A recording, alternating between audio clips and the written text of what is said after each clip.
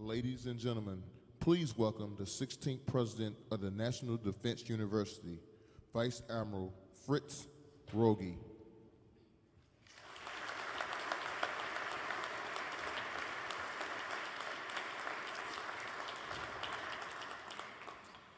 Well, Mr. Vice President, members of the National Space Council, distinguished guests, ladies and gentlemen, good morning and welcome here to Roosevelt Hall and to the National Defense University. I'm honored to welcome you to our campus, where we educate and develop national security leaders for the military services, U.S. government departments and agencies, industry partners, and for our international friends, partners, and allies. This is the University of the Chairman of the Joint Chiefs of Staff.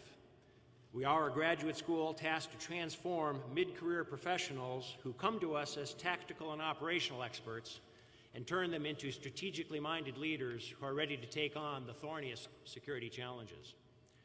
Our success in reaching that goal ultimately is measured by their ability to contribute to peace and security. And if we do our job well, our graduates will be able to launch the kinds of ideas that might preclude the need to launch ordnance. The growing importance of the space domain to America's national security creates a logical rationale for conducting this meeting here at the National Defense University and here in the home of our National War College, Roosevelt Hall. In 1903, President Teddy Roosevelt laid the cornerstone of this building, and within a year of that date, America's appreciation for the aerospace domain began when the Wright brothers made the world's first sustained flight of heavier-than-air powered aircraft. I also think that President Roosevelt might have appreciated the National Space Council's work. Referring in 1902 to America's posture in a different domain, he once observed that a good Navy is not a provocation to war. It is the surest guarantee of peace. And the Council's work to inform and guide America's endeavors in space seems to me to be a corollary applicable to the space domain. And in the 115 years since that first flight, our nation's military and economic strength have been heavily influenced by our leadership in air and space. Over the past 21 months, this administration has made it a top priority to confront the emerging security challenges we face in space, which is what brings us here today. Leading the effort to fulfill the President's vision for American leadership in space is the Vice President of the United States. As the son of a Korean War combat veteran and the proud father of a United States Marine, the Vice President is a strong defender of our uniformed men and women who wear the cloth of our nation. So please join me in welcoming to the National Defense University the Chairman of the National Space Council and the 48th Vice President of the United States, Mike Pence.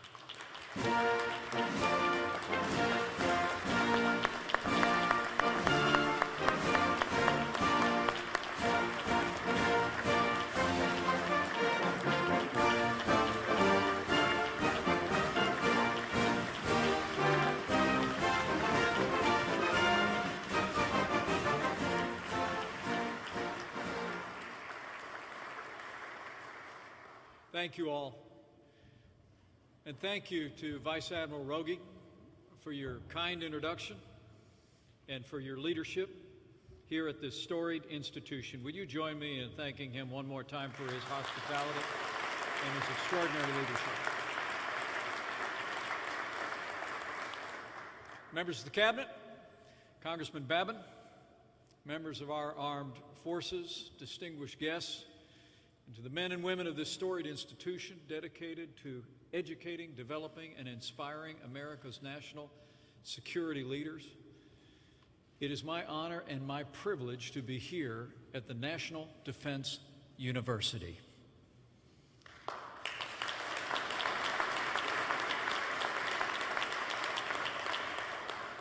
And it's also my great honor to be here today with the fourth meeting of the National Space Council. Join me in thanking all the members of our cabinet who have engaged so energetically in President Trump's vision for renewed American leadership in space. Can I ask all of them to stand? All the members of the National Space Council, you have our thanks.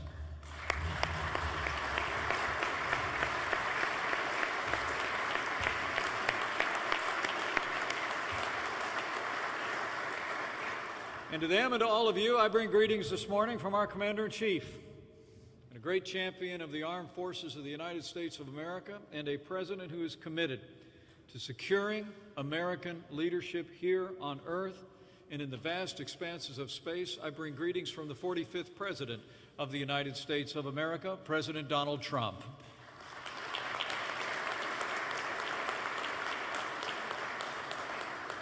In his inaugural address, the President declared that America stands, in his words, at the birth of a new millennium, ready to unlock the mysteries of space. And so we are. Since that day, our administration has worked tirelessly to extend our nation's proud legacy of leadership in the heavens. In just 16 months since relaunching the National Space Council, President Trump has signed 3 new space policy directives to rejuvenate our nation's space enterprise and reignite the spark of urgency that propelled America to the vanguard of space exploration a half-century ago. Under these new policies, NASA is preparing to send our astronauts back to the moon and to build the capacity to put Americans on the red sands of Mars. We're also modernizing out-of-date regulations to unleash America's trailblazing commercial space industry. And we're implementing a new space traffic management policy to protect our nation's vital assets in the congested orbital environment. But our Commander-in-Chief's highest priority is the safety and security of the American people. And while the last administration too often failed to meet the growing security threats in space, President Trump has stated forcefully a truth that the leaders of the National Defense University have long understood, that space is a warfighting domain just like the land, air, and sea, and America will be as dominant there as we are here on Earth.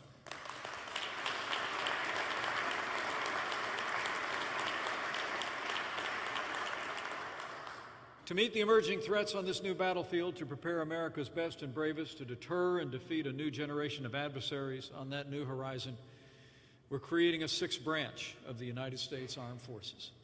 In June, the President directed the Department of Defense to begin the process necessary to establish a United States Space Force. This is the next and natural evolution of our armed forces, and it's absolutely necessary to ensure American supremacy in space. Since the dawn of the space age, the United States has recognized the vital importance of space to our national defense. Over the past 60 years, we've assembled the world's largest and most sophisticated constellation of surveillance, navigation, and communication satellites that increase the agility, precision, and lethality of America's armed forces. Today, I'm proud to report that there are tens of thousands of military personnel, civilians, and contractors operating and supporting our space systems, the eyes and the ears of America's warfighters around the world. These men and women serve with distinction across our defense and intelligence agency, and no organization has done more to advance American leadership in space than the United States Air Force.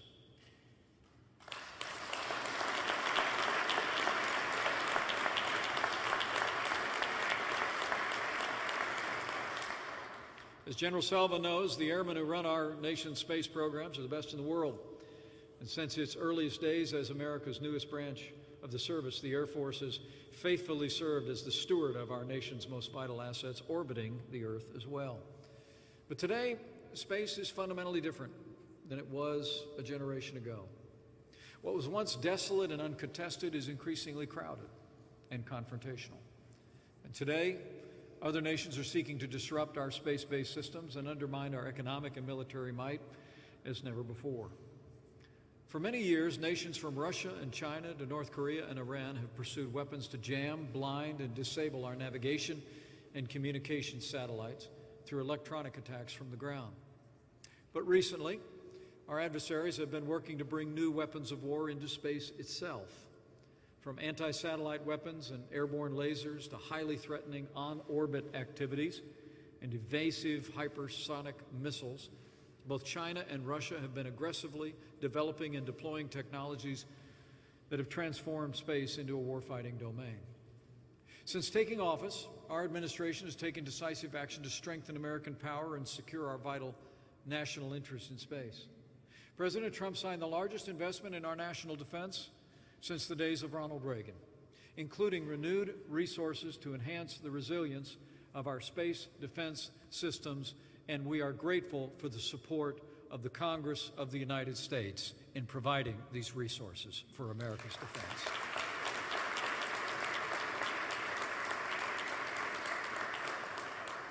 Through the new Launch Service Agreement awards, we're also strengthening our partnerships with private industry to grow our domestic launch systems and accelerate the delivery of new space and counter space capabilities. And under the President's new national space strategy, our administration is uniting America's military, commercial, and civil space sectors as never before to ensure that the United States retains our rightful role as the world's preeminent spacefaring nation. But as President Trump has said, quote, "It's not enough to merely have an American presence in space, we must have American dominance in space." And that's exactly why, at President Trump's direction, we are taking steps to establish the United States Space Force as the sixth branch of our military that is separate from and equal to the 5 other branches.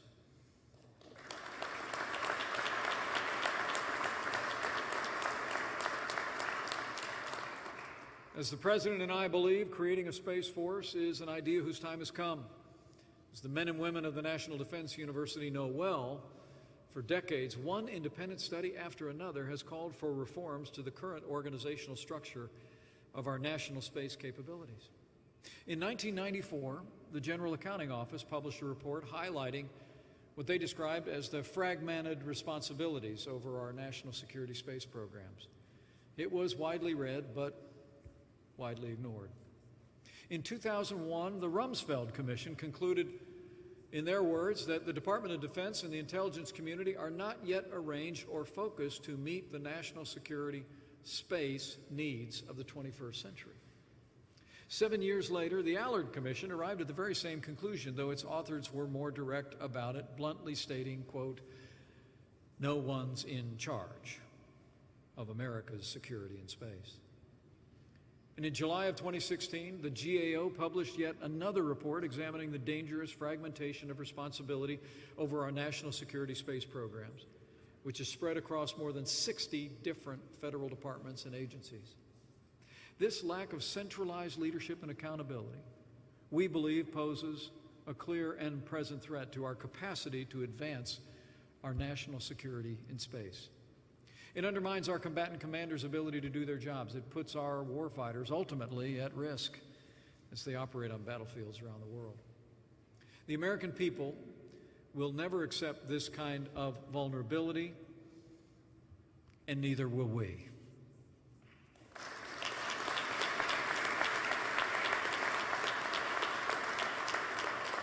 So as we will focus here today in this meeting of the National Space Council, I believe the time has come to stop studying the problem and start fixing it. The United States Space Force, we believe, is central to the solution that America needs. In August, the Defense Department released a substantive report identifying concrete steps that our administration can take using existing authorities to implement the guidance of our Commander-in-Chief to begin to make the Space Force a reality. And for the past 2.5 months, our national security leaders have been hard at work to begin standing up the United States Department of the Space Force. I'd especially like to commend Deputy Secretary of Defense Patrick Shanahan and Vice Chairman of the Joint Chiefs of Staff, General Paul Selva, for their outstanding efforts implementing the President's vision to stand up a Space Force. Thank you.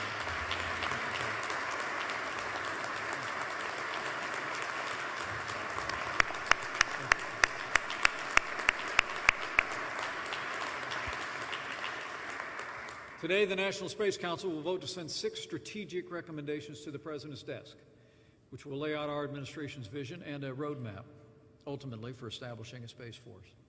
First, we'll create a new unified combatant command, the United States Space Command, that will establish a dedicated chain of command for Space Force operations, ensure integration across the military, and develop the doctrine, tactics, and procedures of space warfighting in the 21st century. Next, the Secretary of Defense will create a new joint organization, the Space Development Agency, that will break free from ineffective bureaucratic structures and provide the men and women of the Space Force the cutting-edge warfighting capabilities that they need faster and more effectively. In addition to delivering the space warfighting technologies of the future faster than our adversaries will be able to keep up with, we also will ensure that our men and women in uniform can wield these capabilities unencumbered by bureaucracy.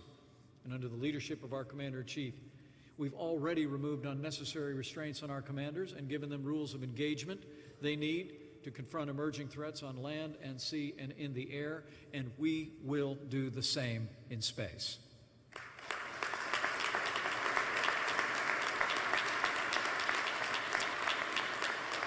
Toward that end, the National Space Council will work with the National Security Council to conduct a comprehensive review of current and future space operational authorities to ensure that our warfighters have the freedom and flexibility they need to deter and defeat any threat to our security in the rapidly evolving battlefield of space.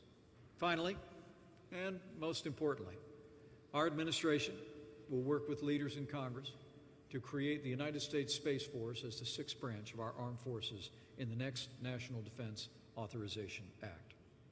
Under our constitutional system, only Congress can formally establish a new department of the military.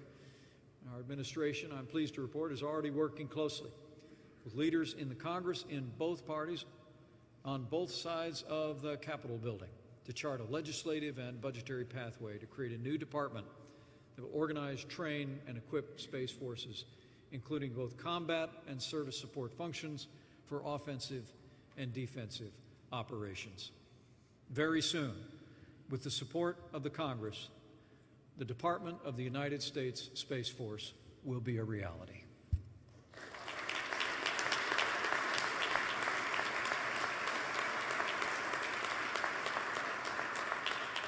I'm grateful to the leaders in the Congress for their engagement with us on this important initiative, and I especially want to thank Texas Congressman Brian Babin. He's been a great champion of American leadership in space, who's with us here today, and thank you, Congressman Babin, for your leadership on the United States Space Force.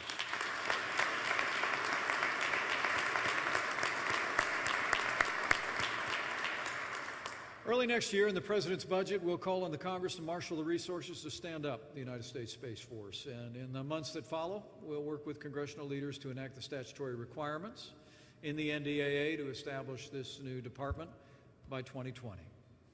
The time has come to write the next great chapter in the history of the armed forces of the United States, to turn the page to an evolution of our armed forces to meet the challenges and opportunities on that limitless frontier.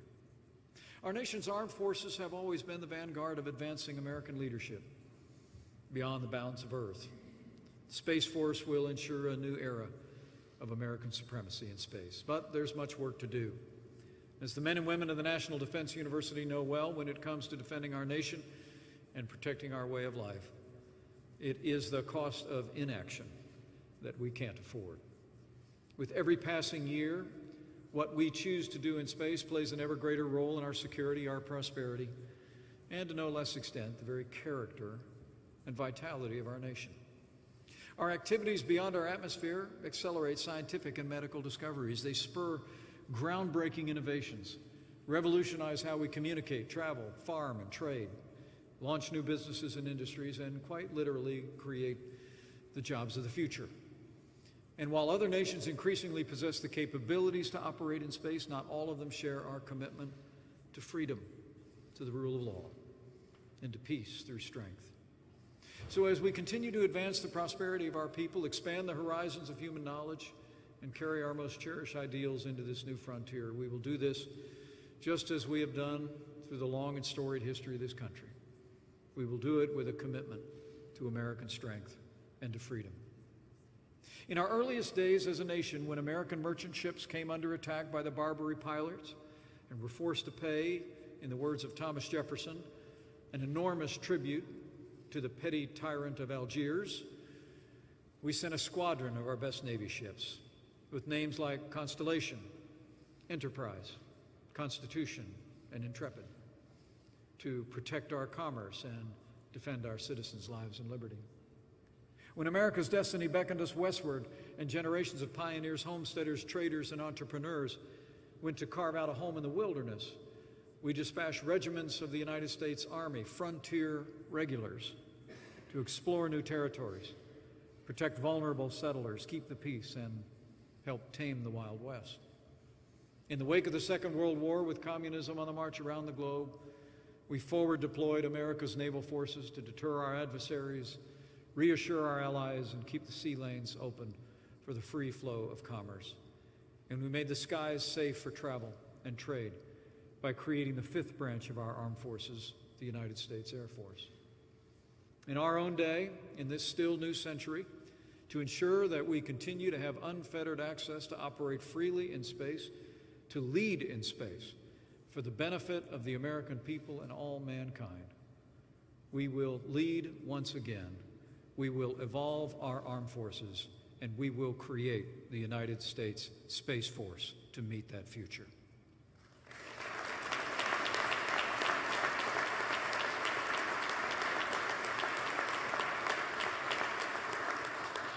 As we take the first bold steps to strengthen our security, promote our prosperity, and advance American ideals in this infinite frontier, we'll do so with American strength, with that same pioneering spirit, and we'll do so as Americans have throughout our generations with the faith of the American people.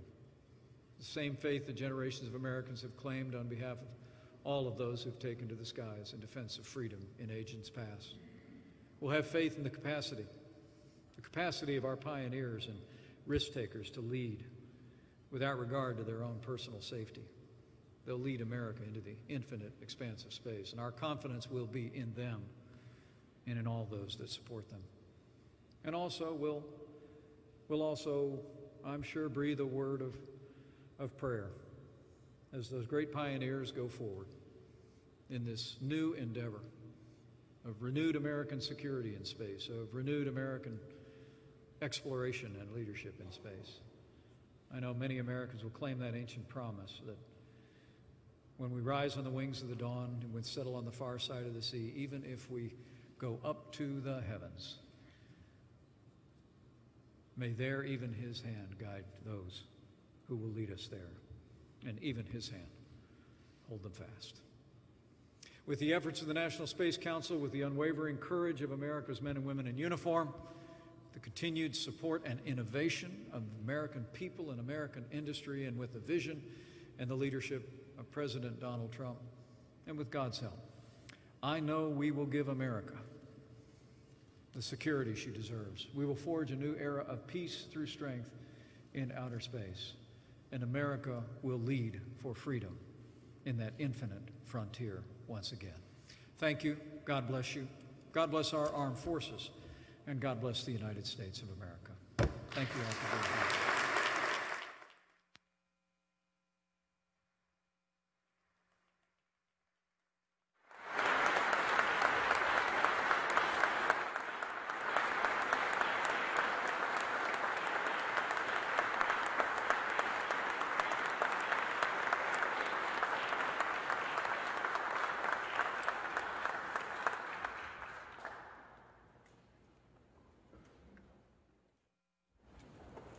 You cut the bolt.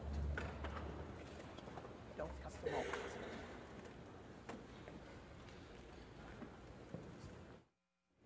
The bolt.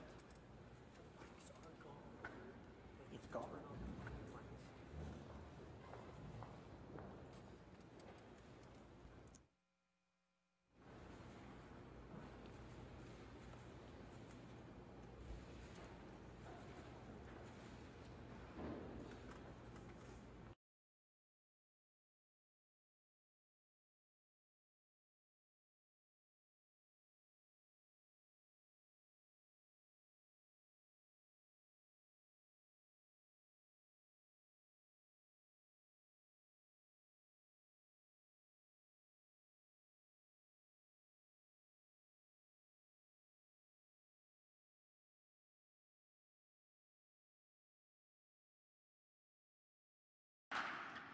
I thank you all for your kind attention today and your presence here. And again, I want to thank the National War College here at the National Defense University for their warm hospitality and their willingness to accommodate. In these halls, generations of America's finest military leaders have studied and prepared to face and overcome the greatest challenges of their days. Join me in thanking the National Defense University once again for the job they do every day.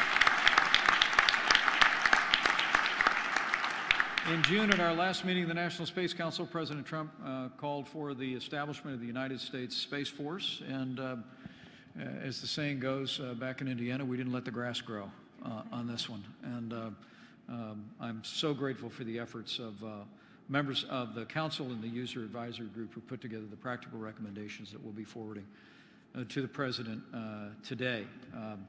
I'm going to ask a few members of the Council and the User Advisory Group to update us on the progress we've made to advance the President's priorities broadly. Let me begin by recognizing the Secretary of Transportation, Elaine Chao. Elaine? Great. Thank you, Mr. Vice President. You and the President's commitment to expanding America's leadership in space is inspiring and so timely. The Space Council is meeting at the dawn of a new era in America's aerospace history, one that historians of the future may dub the rocket renaissance. You know, not so long ago, the aerospace community looked back wistfully on the previous era in space as the good old days. The Saturn V rocket, lunar landing, and the space shuttle seemed like achievements that would never again be equaled. And for 14 long years, the country that put the first man on the moon was no longer #1 in rocket launches. In fact, in 2011, when the last space shuttle was launched, not a single commercial satellite was put into space by an American rocket, not one. In 2012, 6 short years ago, the United States, was in 3rd place in commercial space launches. But that's changed, thanks to America's commercial space innovators and entrepreneurs. They have developed a variety of systems that revolutionized space launches and driven down the cost of space access. These technologies include air launch systems, small network satellite deployment, and most of all, fully reusable rockets. This wave of astonishing innovations has upended the commercial space sector. In 2017, our country finally regained its position as #1 with a record number of launches. And the good news is that we have broken last year's record with 35 licensed and permitted commercial space operations in fiscal year 2018. The global space economy is now valued at over nearly $400 billion a year. And American launch innovators, operators, and workers have captured a significant share of this market. The Department of Transportation is doing all we can to maintain this forward momentum. So let me share some pretty important updates. President Trump's second space policy directive tasked the department, as many of you know, to streamline and transform its commercial space transportation regulations. And the department is hard at work to implement this directive, including considering the option of requiring a single license for all types of commercial space flight launch and re-entry operations. And 2, replacing prescriptive requirements with performance-based criteria. I'm pleased to report that the department is on track to publish a transformational rulemaking. As we have discussed previously, the proposed rulemaking will provide a much-needed update to launch and re-entry licensing. And as per the President's and your direction, Mr. Vice President, it will consolidate and revise many launch and re-entry licensing requirements into a single regulation. And the rulemaking will streamline the licensing process while protecting public safety and national security. It will also enable flexible timeframes, redefine when launch begins, and allow the space industry to seek a single license to launch from multiple sites. The goal is, as Mr. Vice President, you have asked us to do, is to simplify the licensing process for launch and re-entry activity, enable novel operations, and reduce costs. The department was also asked to examine, in cooperation with other Space Council members, launch and re-entry requirements from federally owned launch ranges. This effort has benefited from the extraordinary support of stakeholders from the public and the private sectors. And this was especially true with the FAA's Aviation Rulemaking Committee. This committee is comprised of more than 40 individuals from across the commercial space and aviation sectors, and the committee's final report was instrumental in helping the department craft a proposal that will promote economic growth, maximize innovation, and minimize uncertainty for the private commercial space sector. Issues that you, Mr. Vice President, have told us that you care deeply about. So let me also thank our partners at the Department of Defense and also at NASA. They've given their time and expertise to this very important effort. This collaboration is and will continue to be critical in streamlining the requirements that apply to commercial space operations from federal launch sites. So, Mr. President, I look forward to continued collaboration with my colleagues on the National Space Council, and thank you for your guidance and direction to us. And that is my report. Thank you. Great. Outstanding.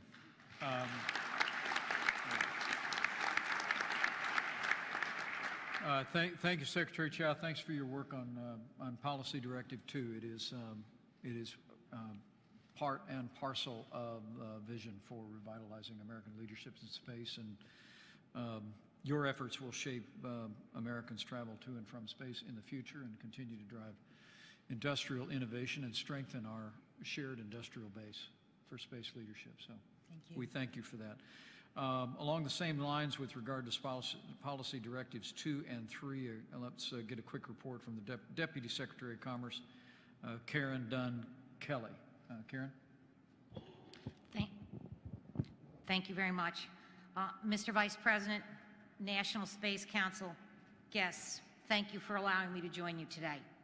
I send regrets from Secretary Ross, who is on an important overseas mission. Since this council last met in June, Secretary Ross has been very busy advocating for the U.S. commercial space industry around the world. He continues to emphasize our mantra, America must be the flag of choice for space commerce. In June, following last Space Council meeting, the Secretary testified to the House Sciences and Armed Services Committees, along with General Hyten and NASA Administrator Bridenstine, about the importance of President Trump's new space traffic management policy, the first of its kind. That testimony illustrated the great whole-of-government effort to address the risk created by space debris to valuable satellites, commercial industry, and potentially human lives. This past summer, Secretary Ross also debuted a space commerce segment to our Select USA Summit, which included 3,000 businesses and government leaders, thanks in part to Virgin Galactic and Lockheed, as well as others. Secretary Ross and his team have also been meeting with dozens of stakeholders to discuss the challenges they face, not the least of which is the burdensome regulation. Commerce is conducting a regulatory reform that will unshackle commerce space sector and unleash economic growth. We estimate that our efforts will help to grow the global space economy from its current present value of just under $400 billion to over $1 trillion. For example, last year, an interagency MOU established concrete deadlines and escalation procedures when timely resolution was not achieved. As a result, the department's Commercial Remote Sensing Office continues to shorten the licensing timeline. Today, the average time period for all remote sensing licenses is about 62 days, less than half of what it was in 2016 of 140 days, even as the number of licenses have increased. In 2010, there were only 26 licenses. Today, there are 227, and almost half of those licenses have been processed since 2017. The more streamlining, the less red tape leads to more business. I am also excited to announce that yesterday, in response to President's Space Policy Directive 2, the Department submitted to the Office of Management and Budget a new draft rule that, if finalized, will revolutionize the way we regulate the use of cameras in space. This will replace outdated regulation that are slowing down industry achievements. The proposed new rule would establish categories for license applications that exempt certain pre-approved activities from the lengthy review process. It will allow federal government to focus its efforts and proposals on truly warranted national security attentions. In other words, the McLean High School CubeSat science project would probably not go through the same review process as a highly advanced sensing satellite. And SpaceX's GoPro camera that uses marketing and showing customers that the payloads have successfully been separated should not be treated the same way as the highly technical camera that can see your shoelaces from space. We look forward to working with OMB and our interagency colleagues to get the proposed rule finalized so that the public can comment. Next, I am pleased to report that last week, the Department sent Capitol Hill a new legislative proposal, the Space Act. As directed by SPD 2, the proposal calls for creating a consolidated Bureau of Space Commerce to be led by a Senate-confirmed Assistant Secretary. The agency will report directly to the Secretary, coordinating all the Department's space efforts and supporting the Department's larger mission of creating conditions for economic growth and opportunity. Included in the legislative proposal is a provision for mission authorization that will enable America to support a wide range of new space activities. To be clear, the proposal should not be mistaken as expanding government. It is just the opposite. Working with the Regulatory Reform Office, the Bureau will better coordinate, consolidate, and connect space functions across the department. The Bureau will serve as a much-needed storefront for industry within the government. As a priority of the department's strategic plan, advancing commercial space is a whole-of-department initiative. We have already begun to lay the framework and the foundation of the one-stop shop. Our new space team, representing all commerce offices and bureaus, meets at least weekly to collaborate on ways to advance the growing economy. Our ITA Advocacy Center has recorded 24 project wins for space companies across the globe valued at $4.3 billion and has a pipeline right now of currently 21 activities which would be valued at a little over $2.8 billion. Even our grant-making agencies, such as the Minority Business Development Administration, awarded $400,000 to the Space Foundation to assist minority businesses. And EDA's Office of Innovation and Entrepreneurship solicits space commerce grant applications currently. Our Bureau of Industry and Security is actively engaged in the White House-led interagency discussions on export control reform.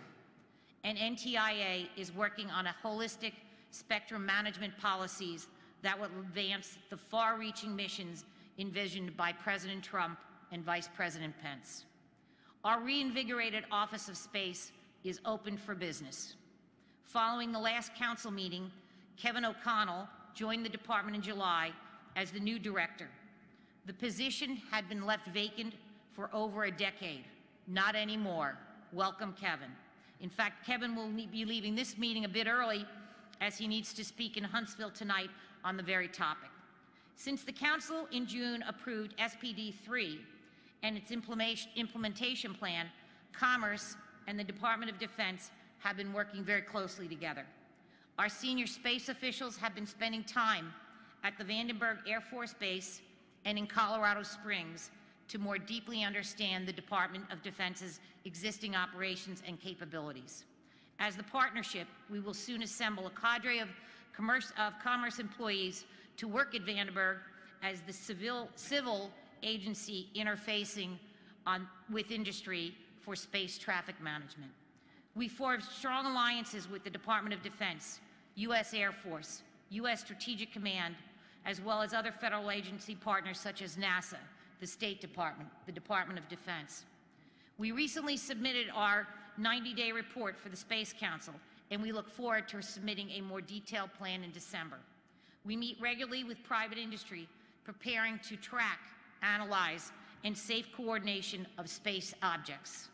We are already investigating ways to incorporate cloud computing and other advanced technologies into the open architecture data repository to showcase the innovations beneficial to the entire SSA-STM enterprise. Finally, I am proud to highlight the department's new space technologies, including the GOES satellite, that are improving NOAA's weather forecasting in an unprecedented way.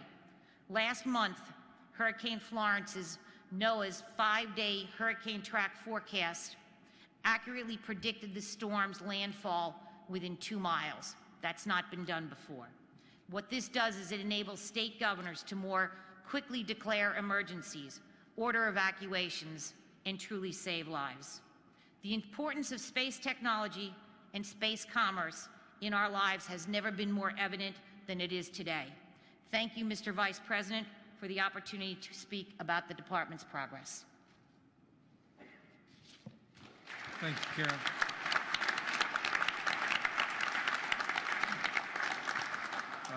Thank you, Karen. Thank you so much for your efforts, the Secretary's efforts.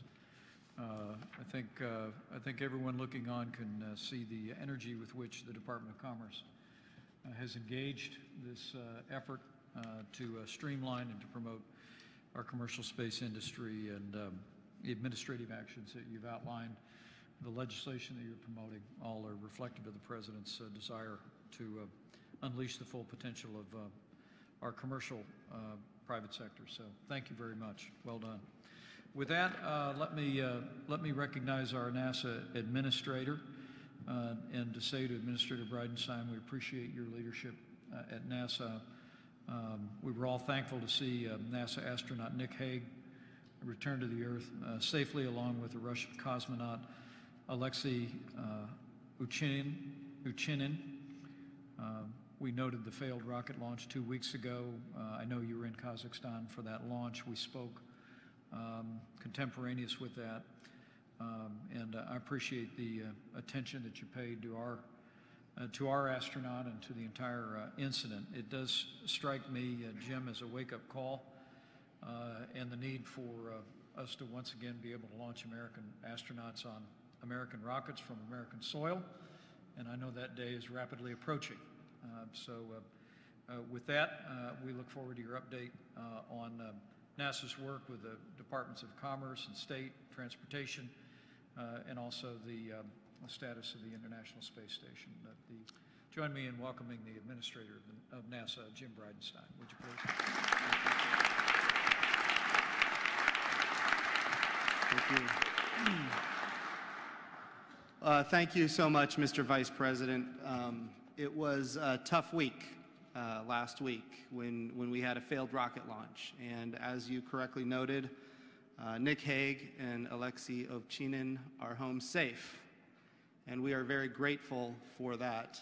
Sir, I am also very grateful for your attention to the issue, your immediate care for the issue. Clearly, this is something that is important to you personally. And NASA recognizes that, and for that we are all very grateful. I will tell you this, while our astronaut and their cosmonaut are home safe, they are not happy. They want to be on the International Space Station, and they cannot wait to go again. So we're grateful for their enthusiasm, and NASA is regrouping, we're replanning, and we're getting ready to go again. We have a number of Russian Soyuz rocket launches in the next month and a half. And in December, we're fully anticipating putting our crew on a Russian Soyuz rocket to launch to the International Space Station again. We have a really, really good idea of what the issue is. We are getting very close to understanding it even better so that we can confidently launch again. It is important to note that while this was a failed launch, it was probably the single most successful failed launch that we could have imagined. So for all of that, we are grateful. As far as NASA goes, sir, we are moving out rapidly on Space Policy Directive 1. We are going to the moon. We are going in a sustainable way. We are not going to leave flags and footprints and come home not to go back for another 50 years, but under your guidance and the President's Space Policy Directive 1, we are building a reusable and a sustainable architecture. Secretary Chow very clearly articulated what happens with reusable launch. The cost goes down and access goes up. Well, we envision an architecture between here and the moon that is entirely reusable, not just launch to low Earth orbit, but tugs from Earth orbit to lunar orbit, and of course, the reusable command module in orbit around the moon, we call it Gateway, and reusable landers that go back and forth from the Gateway to the surface of the moon. And landers not just with robots and rovers, but eventually humans in a sustainable architecture that takes advantage of our commercial partnerships and our international partnerships. Sir, 2 weeks ago, I was in Bremen, Germany for the International Astronautical Congress. I met with the heads of 24 different space agencies, and I had the opportunity to speak in front of international forums. And in each one, when I talked about the United States leading an international effort to get back to the moon, the response is overwhelming and it's spontaneous. People around the world have been waiting for the United States to get back to the moon and to lead a collaboration, much like we have done on the International Space Station, but to develop a much bigger and broader architecture to the moon, to retire risk, to prove technologies, to prove human physiology, and then take all of that architecture onto Mars. And I will tell you, in the international community, it was very, very well received. People love Space Policy Directive 1, and sir, it makes my job really easy on the international scene. So thank you for that. As it comes to the International Space Station and low Earth orbit, we are moving rapidly to commercialize low Earth orbit. It is in our interest as a nation for NASA in low Earth orbit and other orbital regimes, for NASA to be one customer of many customers, driving down our cost, increasing our access, and not just be one customer of many customers, but have numerous providers that are competing on cost and innovation in a regulatory framework that was articulated by Secretary Chow that enables us to do more than we've ever done before in low Earth orbit in a commercial way, and then we can use our resources to go where commercial industry is not yet ready. And of course, that's to the moon with this sustainable architecture. So, sir, we're moving out rapidly on these initiatives. Space Policy Directive 1 is kind of our bright, shiny object that we're going after. Space Policy Directive 2 on the regulatory frameworks, Space Policy Directive 3 on space situation awareness and space traffic management are all critical to our operations to accomplish these objectives. And it is also true that what we're talking about today, the Space Force, is critical to preserving all of these commercial and government capabilities for science, discovery, exploration, and of course, the betterment of humankind through commercial space activities. As you mentioned, sir, commerce requires security. When we came west, we needed to have security. When we do international trade, we have a Navy because we need security. And of course, this $383 billion industry that is in space is going to need security. The enemies of our country have identified space as the American Achilles heel. And we've got to make sure that they understand that they will receive no advantage from attempting to deny access to space for anybody in the world. And that would include civil space activities from NASA and NOAA, but also commercial space activities that the Commerce Department and the Transportation Department are so focused on. So that's an update, sir, and I'm honored to be here.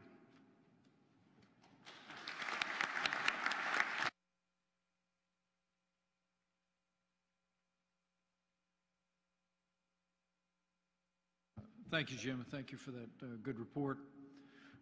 Your energetic leadership is making a real difference at NASA, and I hope you will pass along our compliments to astronaut Nick Hague for being willing to get back on the horse. Yes, sir. Go right back up before Christmas. A courageous man. 5 years in training. I'm sure he's anxious to To be clear, the mission before Christmas is not going to be Nick Hague, but he is anxious to get back there. So Yeah, I'll bet he'll be crowding to the front of the line. You bet. After talking with him. Great, well done. Thank you very much. Thanks for your leadership, and thank you for the way that NASA is working in such close consultation with our efforts in defense, our efforts in commercial space. It's making a real difference. With that, we're honored to be joined today by the chair of the Users Advisory Group, which the President appointed in connection with the National Space Council. It represents some of the leading experts on space, men and women of extraordinary background who are bringing their very best counsel to the work of this national space effort. Admiral Jim Ellis serves as the chair of that group. We're proud to have him here. And Admiral Ellis, you're recognized for a report on the work of the User Advisory Group. And join me in thanking Admiral Ellis for this latest chapter in his service to the United States. We're grateful to have you here.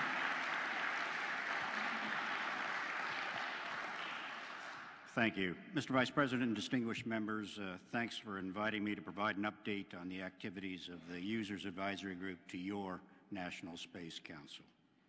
The UAG convened its first session on June 19th of this year, just 3 days after the formal appointment of its members by the NASA Administrator. The establishment of the UAG was enabled by legislation enacted decades ago, but you chose to revitalize it after 25 years of dormancy. Mr. Vice President, when we were last together, you challenged the UAG to function as a think tank for the National Space Council, in addition to the advisory role spelled out in its title. It is a conduit for new ideas and will also offer constructive commentary on conventional wisdom, which, as I often note, is sometimes too conventional and not nearly wise enough. In the months since our inaugural session, we've gathered often through the wonders of modern telecommunications technology and have focused on three principal areas: organization, issues, and outreach. Organizationally, the UAG is divided into 6 committees that reflect precisely the priorities you and I discussed in your office last spring. The Exploration and Discovery Committee is led by retired General Lester Lyles, and it's considering how to maintain a balance in space between exploration and discovery, or science. The alignment of science and technology efforts across federal agencies, and the impact of regulations and policies on the accomplishment of Space Policy Directives 1 through 3. Administrator Bridenstine has recently chartered a committee of the NASA Advisory Council to review regulatory and policy issues. The fact that General Lyles also chairs very capably the NASA Advisory Council will ensure that the UAG both shares in the work of the NASA committee and offers independent advice to you when appropriate. As you know, I am the chairman of the National Security Committee of the Users Advisory Group and lead a very capable group with the required security clearances. Though many of us gathered in this room have been assessing national security, space, protection, and defense for many years, the speed at which the technologies and the threats are continually evolving highlights the reality that they may outpace both our capabilities and our policies. A scheduled threat update is our committee's first priority, followed up by a review of emerging classified space capability enhancement and threat mitigation policies and strategies.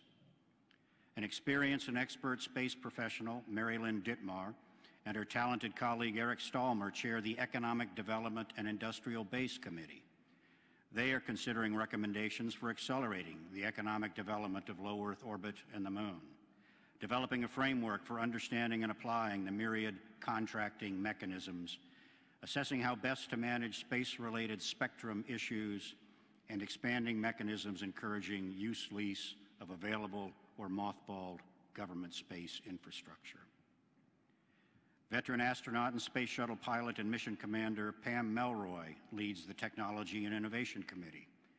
In addition to specific space transportation and exploration technologies, the committee is assessing commercial versus government space data generation, satellite reusability and refueling, and importantly, the possible creation of a technology roadmap specifying space technologies to be explored, alternatives to be compared, and importantly, timelines that must be met.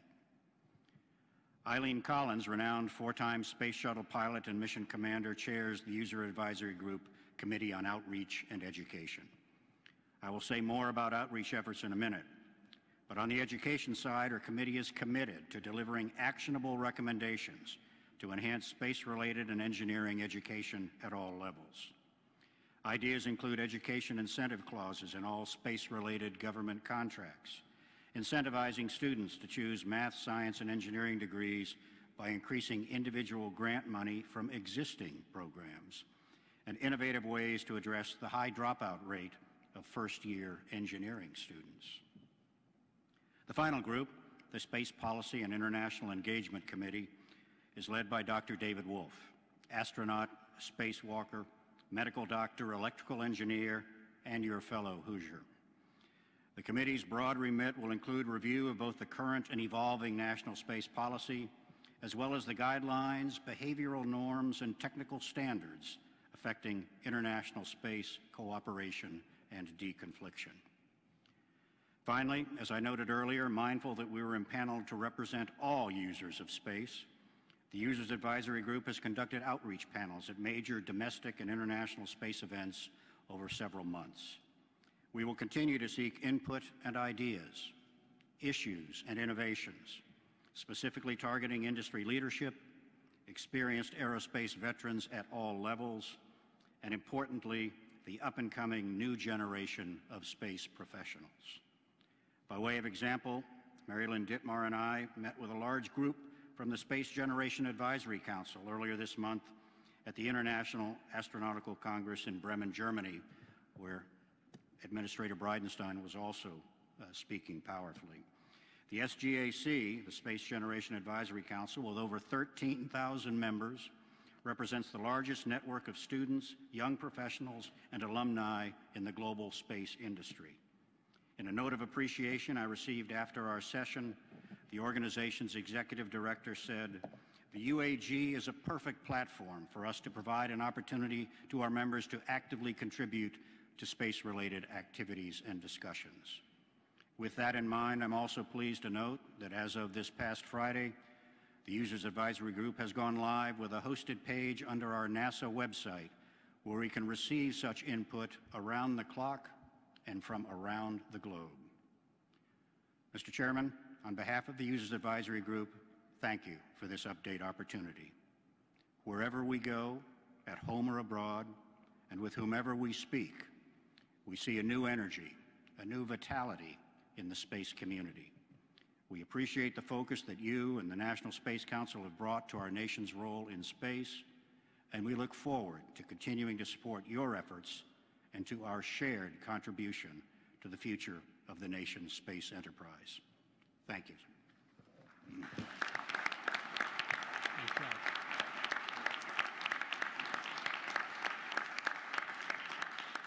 Thank you, Admiral Ellis, and we look forward to your recommendations from the User Advisory Group. Thank you to all of the members that you're leading in that energetic effort. We have benefited greatly from the Council's efforts so far, and we look forward to your ongoing advice. I am told there's a fair number of members of the User Advisory Group who are with us. Would members of the National Space Council's User Advisory Group stand so we could recognize you and express our appreciation for all you're doing for the country?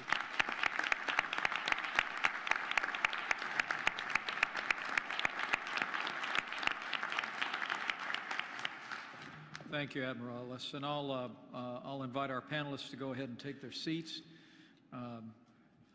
And to all of the members of the National Space Council, in your packets for today's meeting, you have an agenda which includes a formal testimony of our panelists, a list of recommendations to the President regarding the creation of the Space Force, which we will return to those items at the end of the meeting.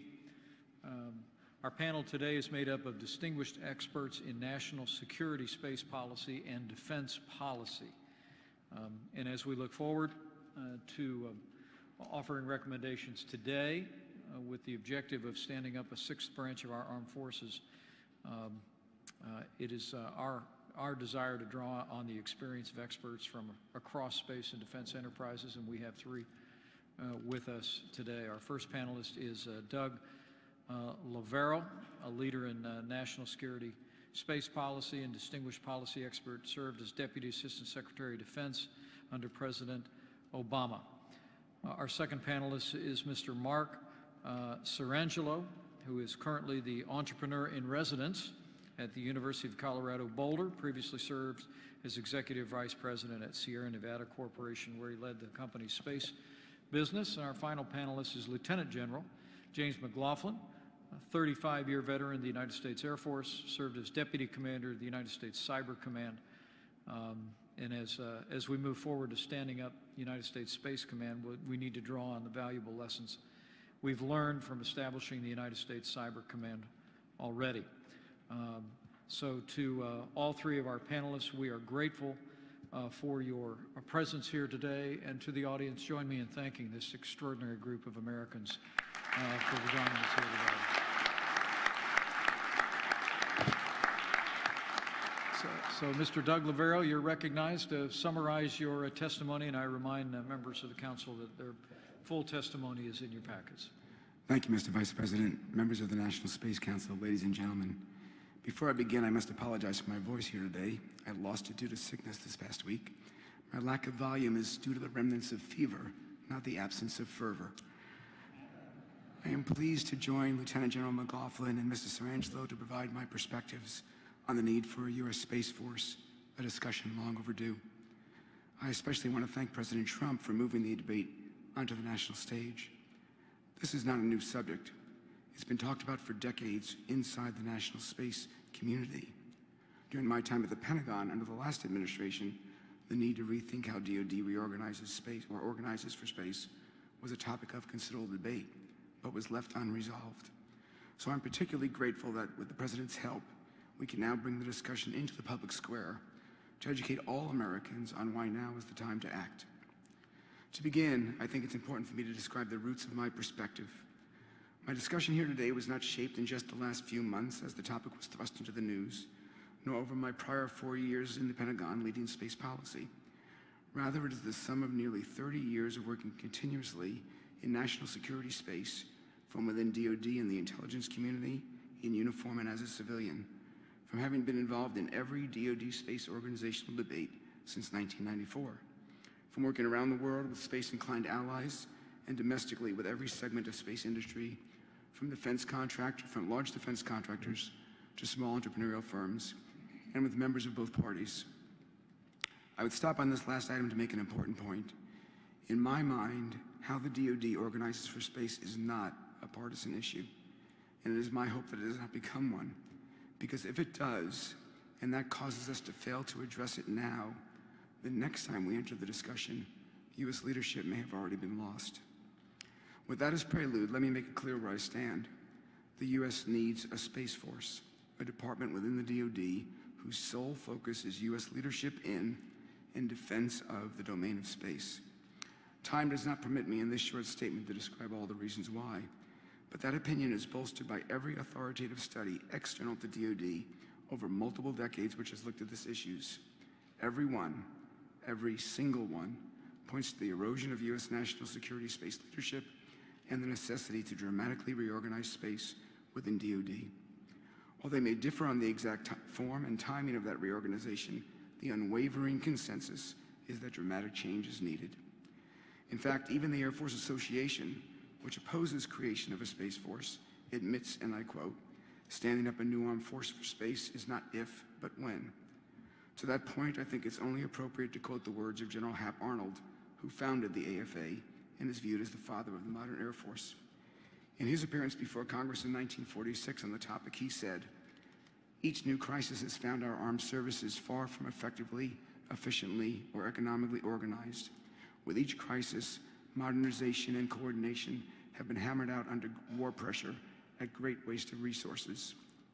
Last century's 2 world wars found the U.S. inadequately organized for the air domain. Luckily, the constraints of distance and speed in 1917 and 1941 allowed the U.S. to hammer out U.S. Air Power Organization in time to respond. But General Arnold knew then, as we know now, that future wars will broker no such quarter. Historical limits on distance and speed do not apply in a world of hypersonic weapons and instantaneous worldwide communication. An unimaginable level of U.S. military power derives from space. We cannot afford to enter into the next conflict, to use General Arnold's words, ineffectively or inefficiently organized. The time to address the issue is now, while we are at peace, not later, when the adversary has already gained the upper hand. With that, I conclude my opening remarks and look forward to your questions. Thank you, Doug. I look forward to coming back with you with a couple of questions on your very insightful and provocative remarks. And thank you for braving the fever to share your fervor. We appreciate you making the effort to be here under the circumstances. Mark Cerangelo is recognized, and we're very grateful for your presence today. Mark. Thank you, Mr. Vice President, members of the Space Council. I'm honored to be asked to speak today on the creation of the Space Force. What follows are my own personal views, not of any organization, and I have been part of. Over the past 2 decades, I've had the privilege to be part of and led organizations that have done over 300 space missions, which combined with the time that I've spent in the government, military, and industry associations, and now academia, has provided me with some unique insights into the creation of a Space Force. So I'm going to focus my remarks today on the why, but not the how. The United States is fortunate to have a storied space history. We have the most advanced space technologies, the largest space budgets, a commercial space sector that is innovating and investing, strong government leadership, universities and laboratories producing valuable primary results in research, and above all, talented people in and out of uniform who have created a space infrastructure that has no global equal. It was once famously said that it is in our DNA to do things not because they are easy, but because they are hard. Being at the forefront of space leadership is hard. Testing new ideas and surviving through failure is hard. And as I've learned recently, teaching 100 students is really hard. Perhaps the hardest thing to do, though, sometimes is to be self-critical. We must be completely honest with ourselves in reviewing our decisions, both past and future. We must put aside the pride of ownership and self-interest and change when change is necessary. So here are a few frank views of my own on this situation. Yes, we are currently, as in the United States, at the forefront of space development, but there's no guarantee that we're going to remain in front. Our adversaries have been for a considerable time increasing their space resources on all levels. And to diminish this or dismiss their efforts as minor is really short-sighted. We cannot simply ignore this changing global environment, and we must use significant determination to accelerate our response. Undertaking the extraordinary effort of consolidating our national space defense activities under a common banner is one way to send a very blunt message to the world that we are serious. We as a nation achieve our best results when we are unified, when we are focused on the primary problem, when we are passionate in our responses, when we establish a competitive environment for solutions, and when we apply innovation not just to technology, but also to our thinking. We've seen this innovative thinking applied time and again in American aerospace. At the dawn of flight, the U.S. encouraged the development of an aviation industry and chose not to have government ownership of aviation, as did most other countries of the world. This led to us having aviation as one of the top economic pillars for the last 100 years. The lessons learned from World War II provided that air power should be one of the most important drivers of our national defense. This led to the creation of the U.S. Air Force in 1947. We responded to Sputnik and to losing ground in the space race by unifying ourselves around a complete transformation of our space efforts, leading not only to our celebrated journey to the moon, but also, as importantly, to the creation of our space industrial base, a strong NASA, and global recognition of our technical prowess. Recently, we've reacted to the shifting ways and means of space by encouraging a new commercial space sector focusing on public-private partnerships. This has allowed hundreds of American technologies to flourish and create beneficial competition throughout the country. Our reliance on space assets is growing exponentially in all ways. Its increasing importance to our country cannot be denied. This importance will not diminish and will only continue to expand. And the challenge we face is not going to become easier, it's not going to become cheaper, it's not going to become less complex or less important in the future. And at this crossroad, there is little to gain, in my view, from taking any middle position. We must do or not do.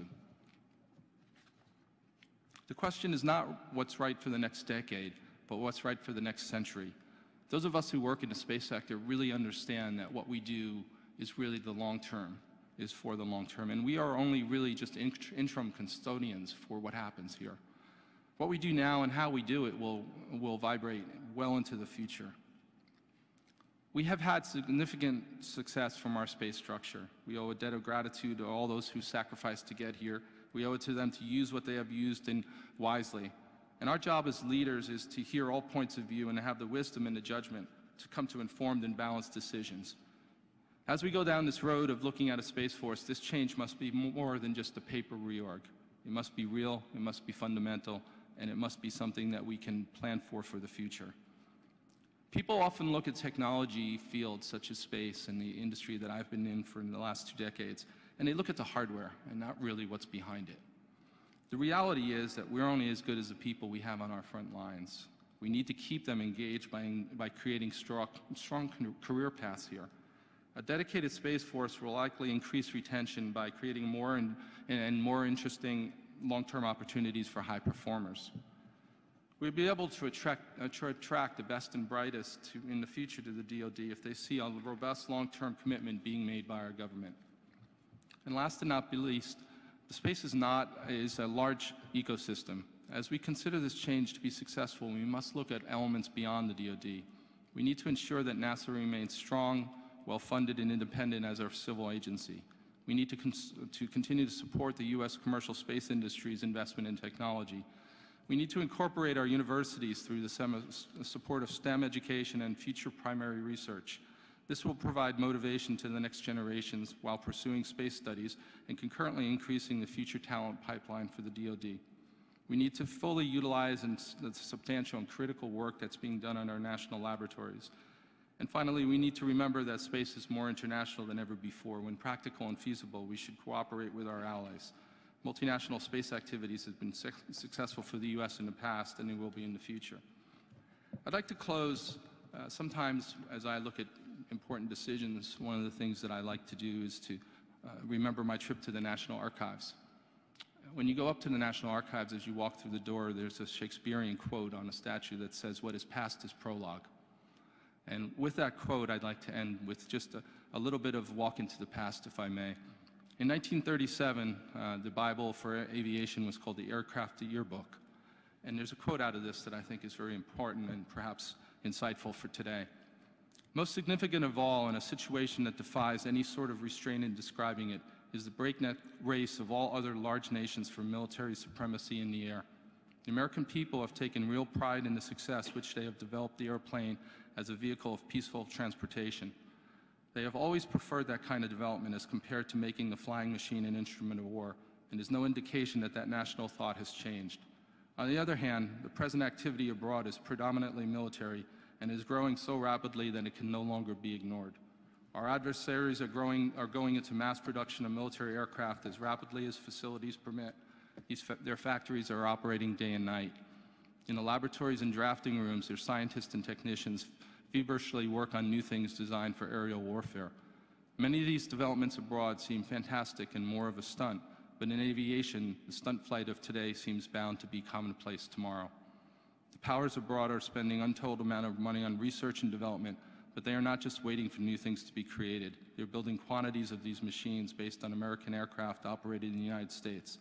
The laboratory work in progress surely will also result in much originality of design and construction. Therein lies the possible menace to American leadership. They are now making up for lost time. The United States is not spending enough money on fundamental research. While the superiority of American equipment is currently unquestioned at present, it is being challenged by the scientific efforts of other powers. Americans returning from abroad are convinced that the national thought as to safety from invasion must change. Whether or not the people of the United States like it or not, they must take care that foreign nations do not surpass them in the development of air power. If we substitute space for air, in those words from 1937, they're just as valid today as they were then. We know what happened to the world a few years after that all happened. We must use all possible efforts to avoid it. Does not happen again. Thank you for letting me address the Council.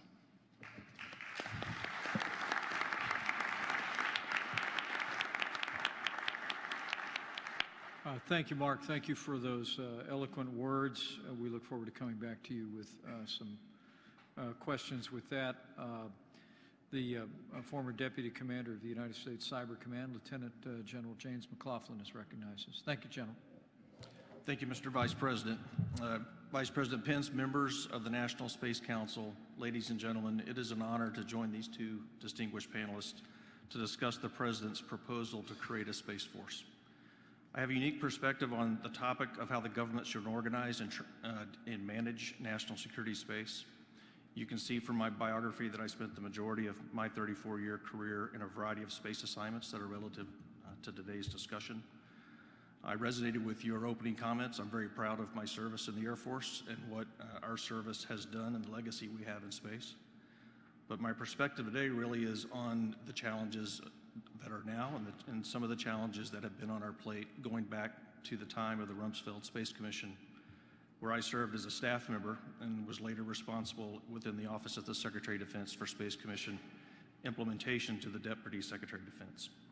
I have firsthand knowledge of what the Commission recommended and why, as well as what was and what was not implemented. I'm here representing myself and have no personal or business interest in the outcome of this debate other than wanting what's best for the United States. The Space Commission was tasked, among other things, to assess the potential costs and benefits of establishing a separate military department for space, a Space Corps within the United States Air Force, and an Assistant Secretary of Defense for space within the Office of the Secretary of Defense.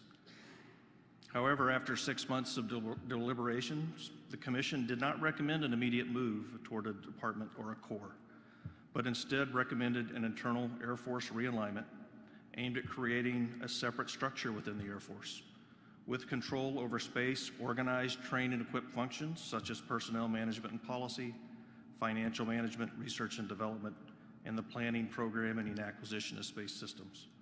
The Commission stated that once the realignment in the Air Force was complete, a logical step towards a Space Department could be the transition to a Space Corps within the Air Force.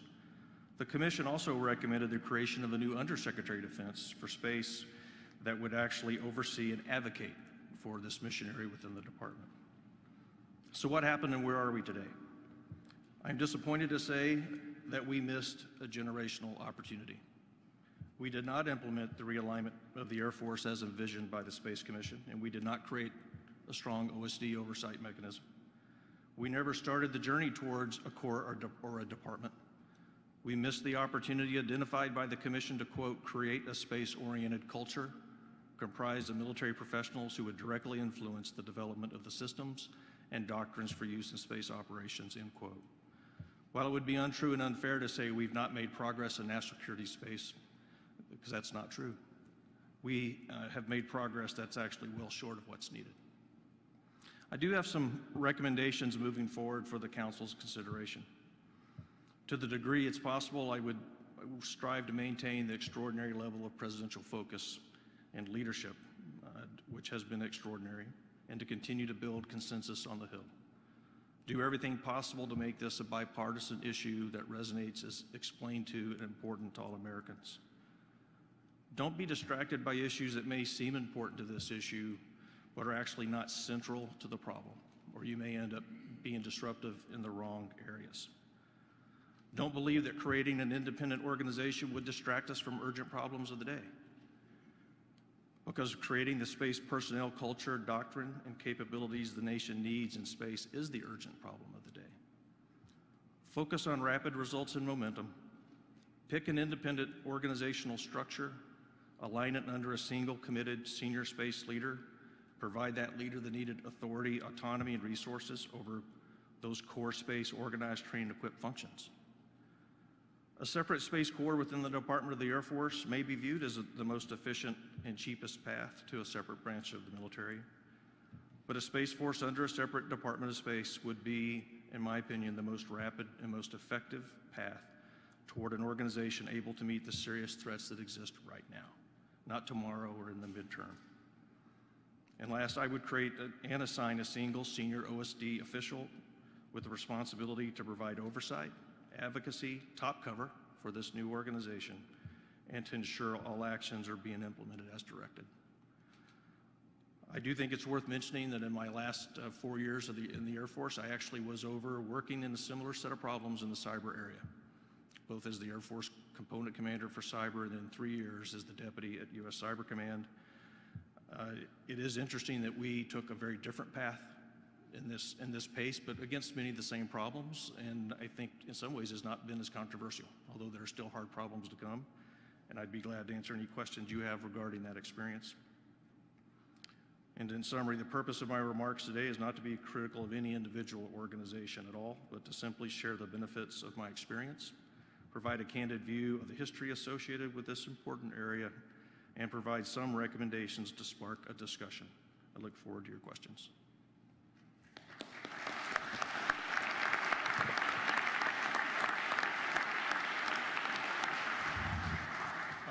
Thank you, General, and we'll move into questions from a few of the members of the Council for the panelists. I'm going to go ahead and excuse the Secretary of Transportation. She has to introduce the President shortly, and we'll just allow you to step aside. Join me in thanking Secretary Chow, would you please, for a job well done.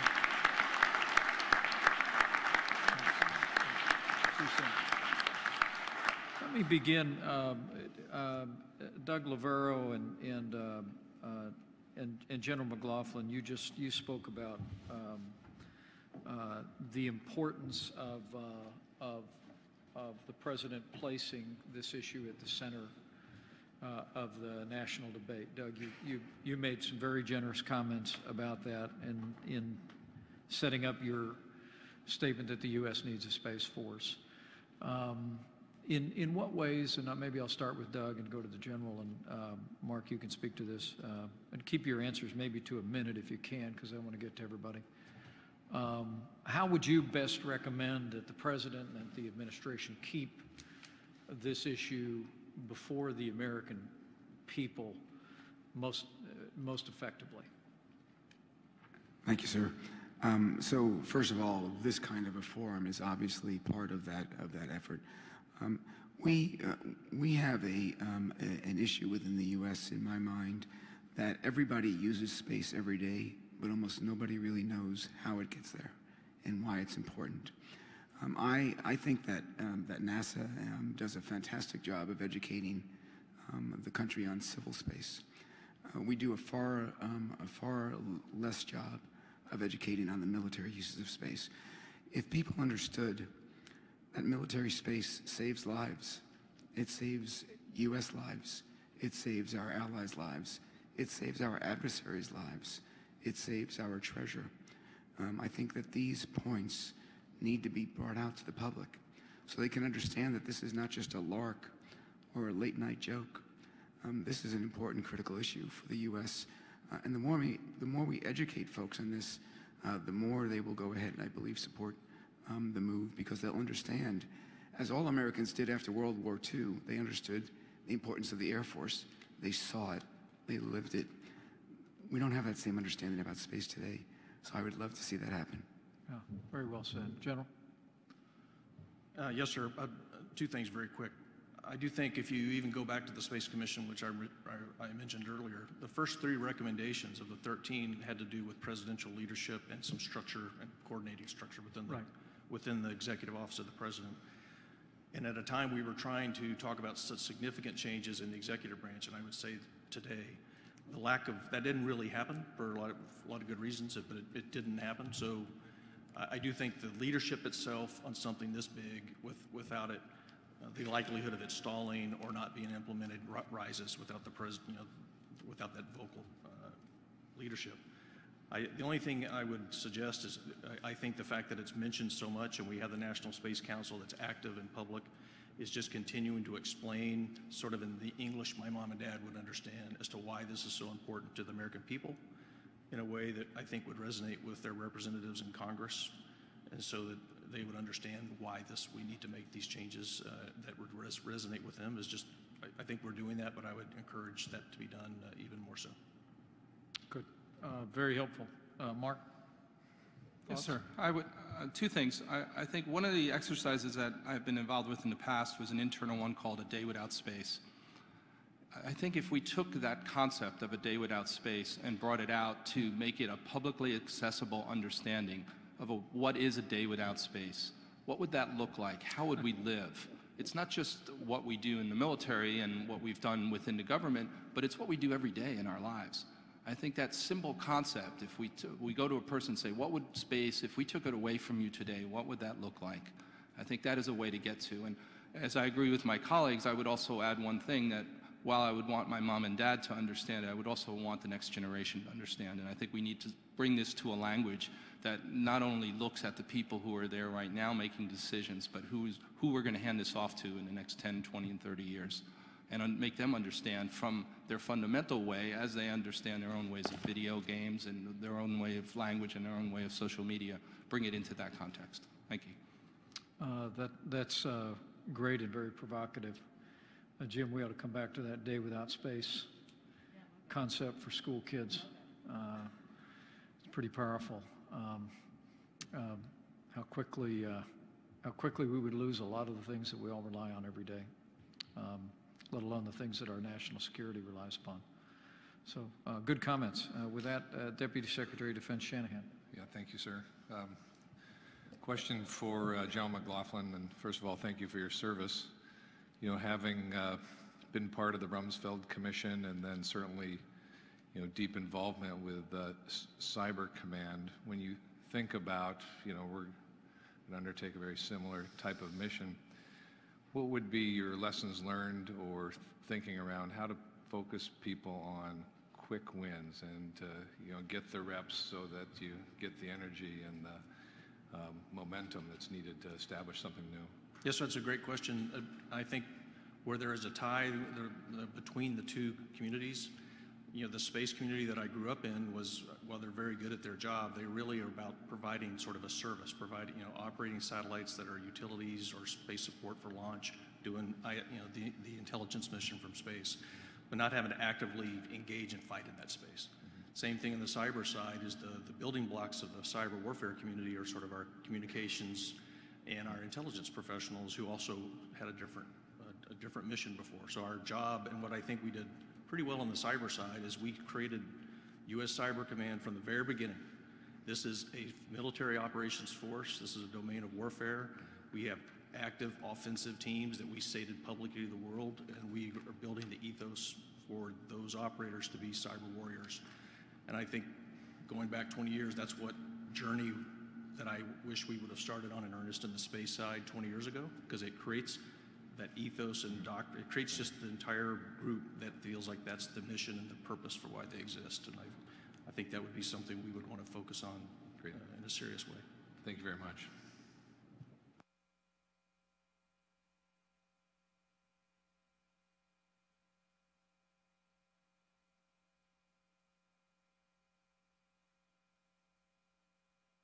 With that, let me recognize the Undersecretary of State, Andrea Thompson, for a question.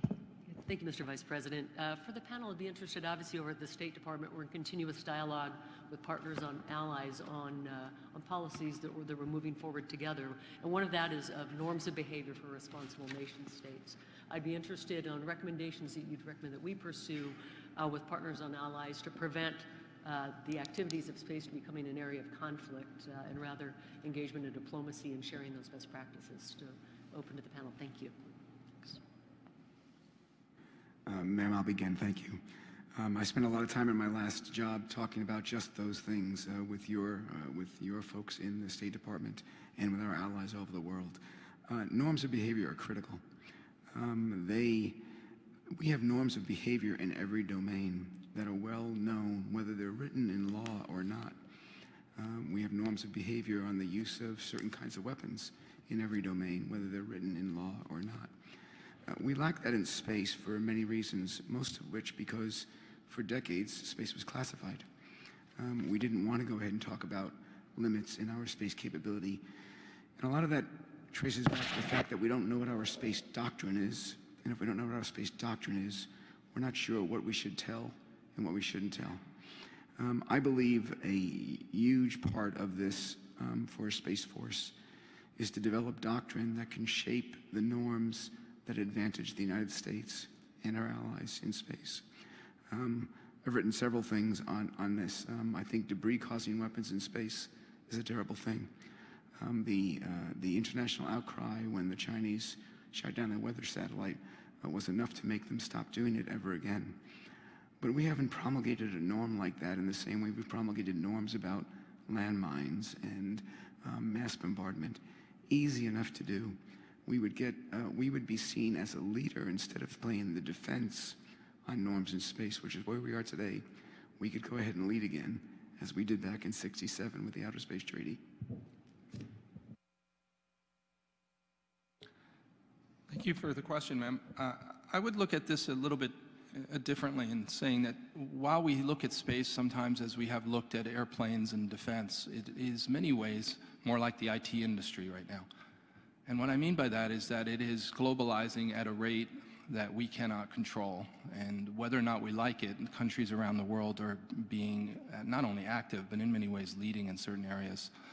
So I think as we look at this, we might take a lesson out of that book and say, why is the world largely on an IT standard that has come out of the United States? It's because that we approached it, we led it, we created a forum for these discussions to take place, and we were able to bring countries to us in a voluntary way to say that we are the leader in what we're doing.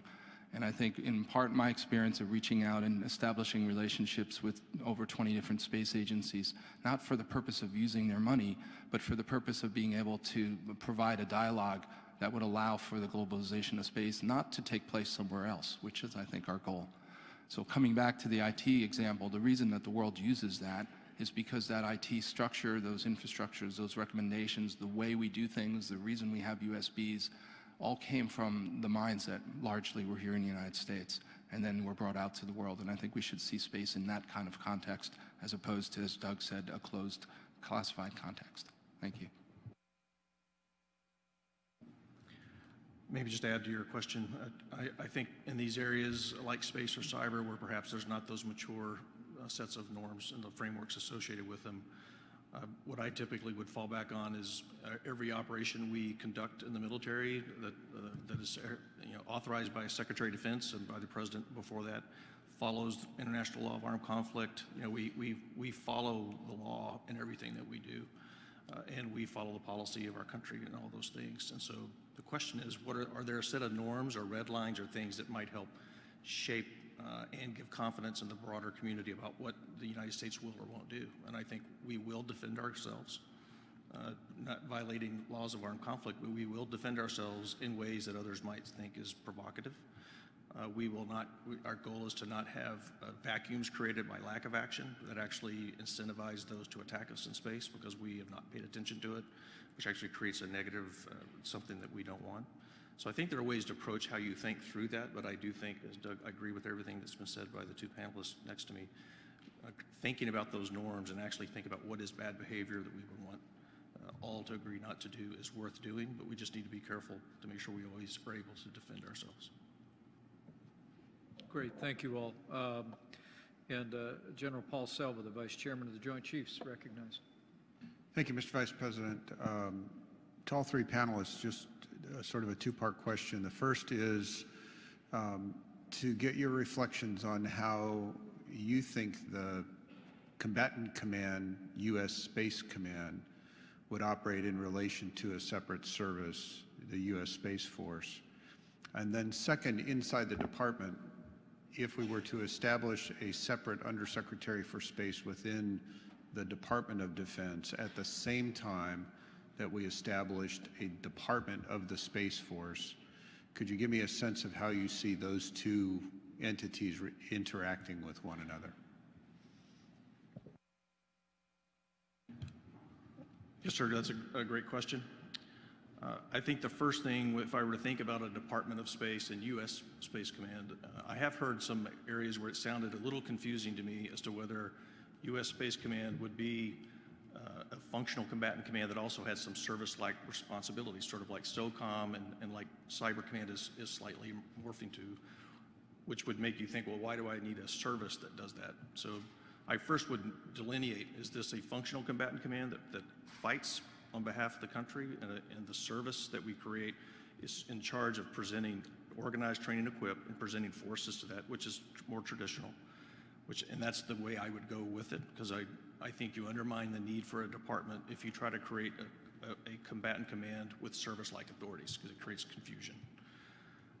The ASD space, even as a cyber guy, I would have loved to have had a single focused OSD oversight office, sort of like ASD, Special Operations and Low Intensity Conflict, where I got focused oversight with expertise on everything that we did. I do think an ASD space could do that effectively for a military department, as well as in OSD's responsibility to oversee combat command operations.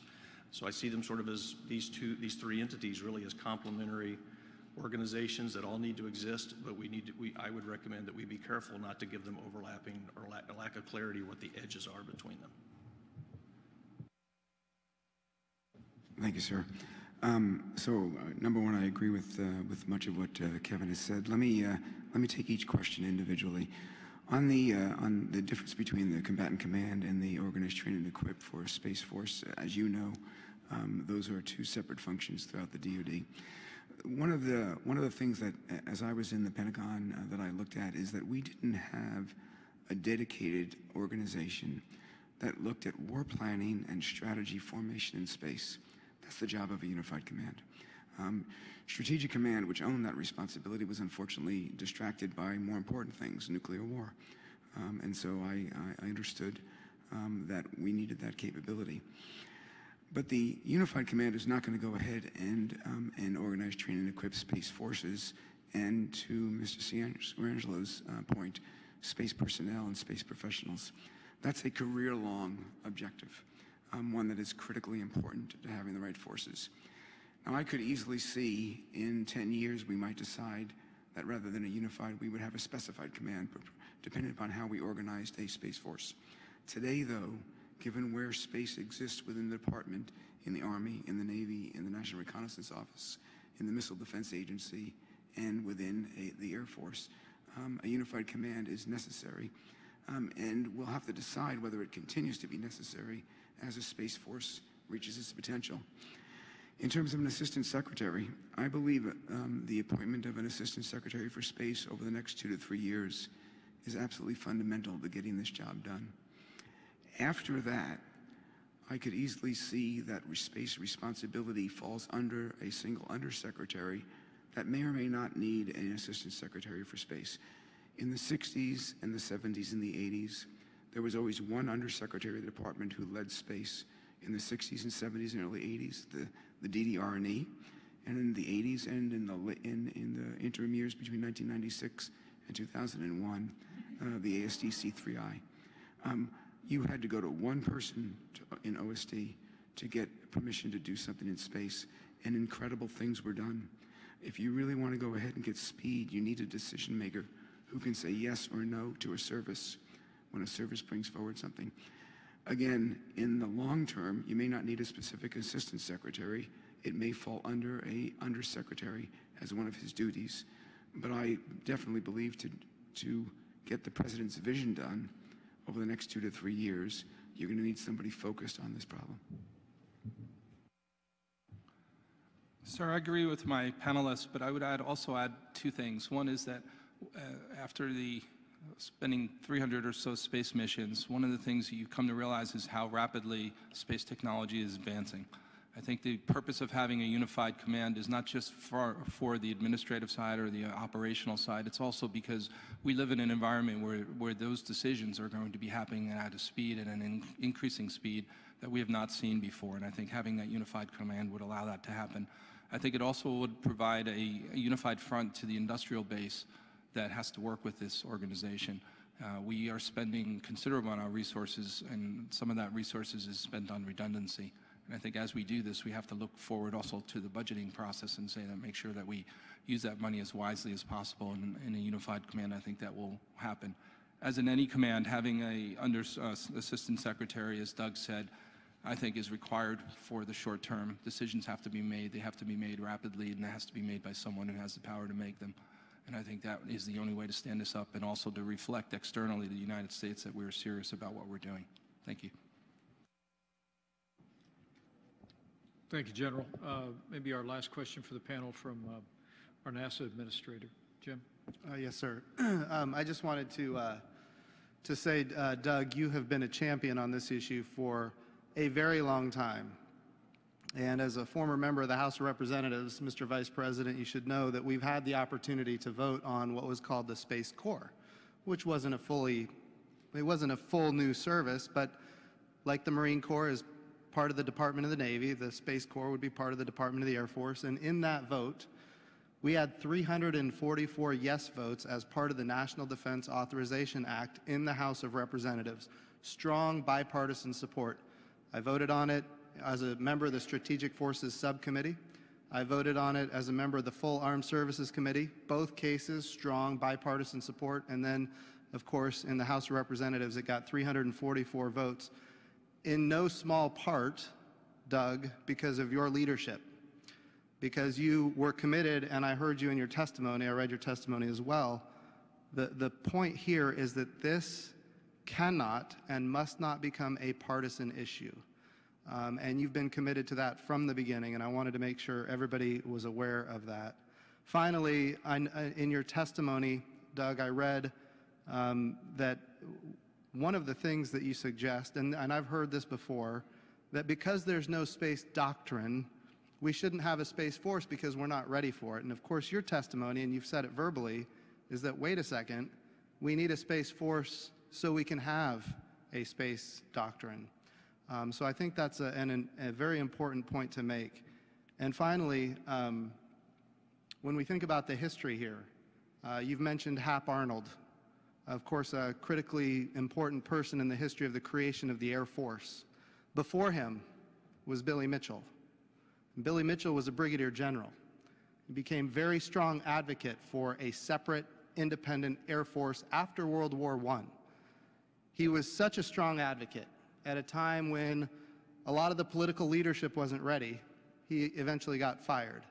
It is also true that when we started flying missions in World War II, from aircraft carriers, we had Air Force bombers on aircraft carriers. Those B-25 bombers were called the Mitchell, the B-25 Mitchell.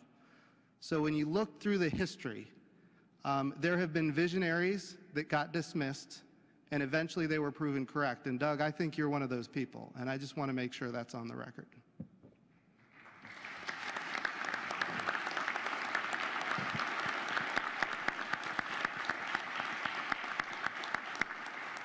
Sir, thank you very much. It's been a pleasure to work with you over these years on this important topic. And I need to say two things. First, I need to talk about Captain Paul Beck. Nobody here's ever heard of Captain Paul Beck, but Captain Paul Beck was actually the first advocate for a separate Air Force. In 1913, he was the only uniformed member of the Air Service going ahead and testifying for it at a time when Billy Mitchell, Hap Arnold, and Benjamin Follet testified against it. You've never heard of Captain Paul Beck because he was caught in a liaison with the wife of the Supreme Court Justice of Oklahoma and was shot. So I hope I do not meet that fate.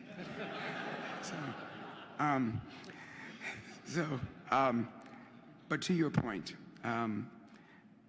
doctrine is just about everything. Doctrine dictates what we buy, how we train, how we plan, how we go ahead and develop our space forces. Today we don't have a space doctrine because doctrine is developed by domain services. Now, it's untrue to say there's not a document called space doctrine. But land doctrine is developed by the Army, naval doctrine is developed by the Navy, air doctrine by the Air Force, but our space doctrine is developed by the Joint Staff. And it's more a command and control relationship document than a doctrine of how we fight. People have asked for decades, who's the Mahan for space? Who's the Clausewitz for space? We have no answer.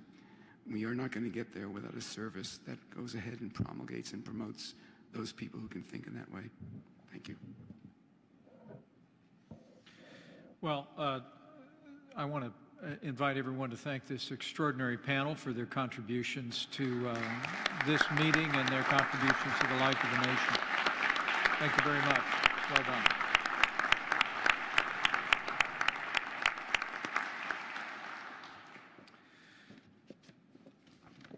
With that, we're going to open the floor for a discussion about the United States Space Force and the recommendations that will be proposed for the President at the close of this meeting. I'm going to ask the members of the National Space Council to approve those proposals shortly, but the public should know that members of this council have been deeply involved in interagency discussions regarding the Space Force, and several have asked for the opportunity to provide public remarks at this time. So in the interest of transparency and keeping the public fully informed about this process, I wanted to make sure several of our members had an opportunity. I would say to all the members, if you want to submit written remarks for the record for public inspection as well, you're entitled to do that. Let me begin with Deputy Secretary of Defense Patrick Shanahan, and again, thank you, Patrick, for your great leadership at the Pentagon in moving President Trump's vision for Space Force forward. Good, thank you, sir. It's great to be here with all of you, and I'd have to say we've come a long way since our inaugural Space Council meeting a year ago. And before making some remarks, I thought I'd give out a few thank yous. So, Mr. Vice President, thank you for your leadership, for your drive, and for your impatience. Yeah. We have to go fast. Sue, thank you for your working together spirit and forward thinking. Secretary Wilson, I greatly appreciate your teamwork and your commitment to getting things right. General Selva, I can't think of a better partner. Your expertise and focus on the warfighter and technical prowess is unmatched. Dr. Scott Pace, I appreciate you making sure there is no daylight between our operations. And there's Russ. Russ, thank you for your fiscal stewardship. It's always helpful to restate. That's a great list. I'd like to join you. Well said. Thank you. It's always helpful to restate the reason we are here. The U.S. military is the best in the world in space. But our adversaries have taken note and are actively developing and fielding capabilities to potentially deny our usage of space in crisis or war. At the same time, commercial space industry has moved forward in ways never imagined. President Trump has directed that a response to the threats from adversaries and the opportunities of commercial space be combined to generate a solution, the Space Force. The creation of the Space Force is no easy task, as I've come to learn firsthand. Mr. Vice President, we're moving out. We owe, thank you. We owe a legislative proposal in the coming weeks. That's a significant lift. The legislative proposal will embody our guiding principles: speed and effectiveness. Speed in leveraging commercial space technology and resources. Speed in escaping red tape. Speed in fielding capability sooner. It will reflect our drive to be more effective. Effective in maximizing how we are more integrated technically to unlock our ability to be united in our space operations. Effective in creating a solution and then together, not singularly, leveraging the solutions across the enterprise. Effective in how we structure the Space Force. Cost is not an independent variable. We must demonstrate prudence and create value. Our most pressing focus is the construction of the Space Development Agency. We are defining the statement of work, the resources, the mix of talent, and many other critical attributes. The Space Development Agency will leverage technology, standards, and architecture to enable unparalleled integration. The technical foundation must be provisioned for growth and new missions.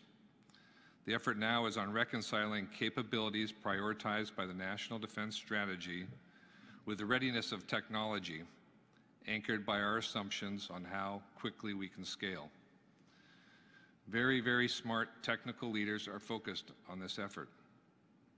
This will lead to a budget proposal outlining both how we will stand up the Space Force and what new warfighting capabilities we need to ensure our dominance in space. In conclusion, Mr. Vice President, I appreciate your steady hand in driving the President's vision into reality. The Department of Defense is moving out. Thank you.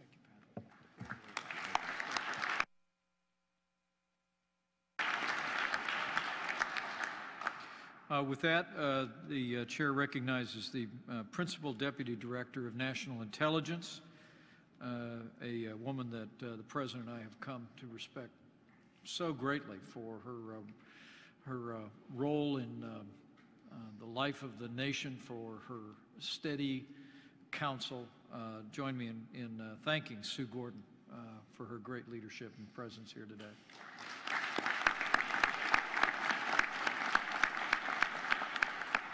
Mr. Vice President, thank you for your steady leadership of the Council and for your work to elevate American preeminence in space as a national priority. I am absolutely delighted to be here representing the women and men of the intelligence community, and I'm honored to be in the presence of such distinguished colleagues who share in this vital quest.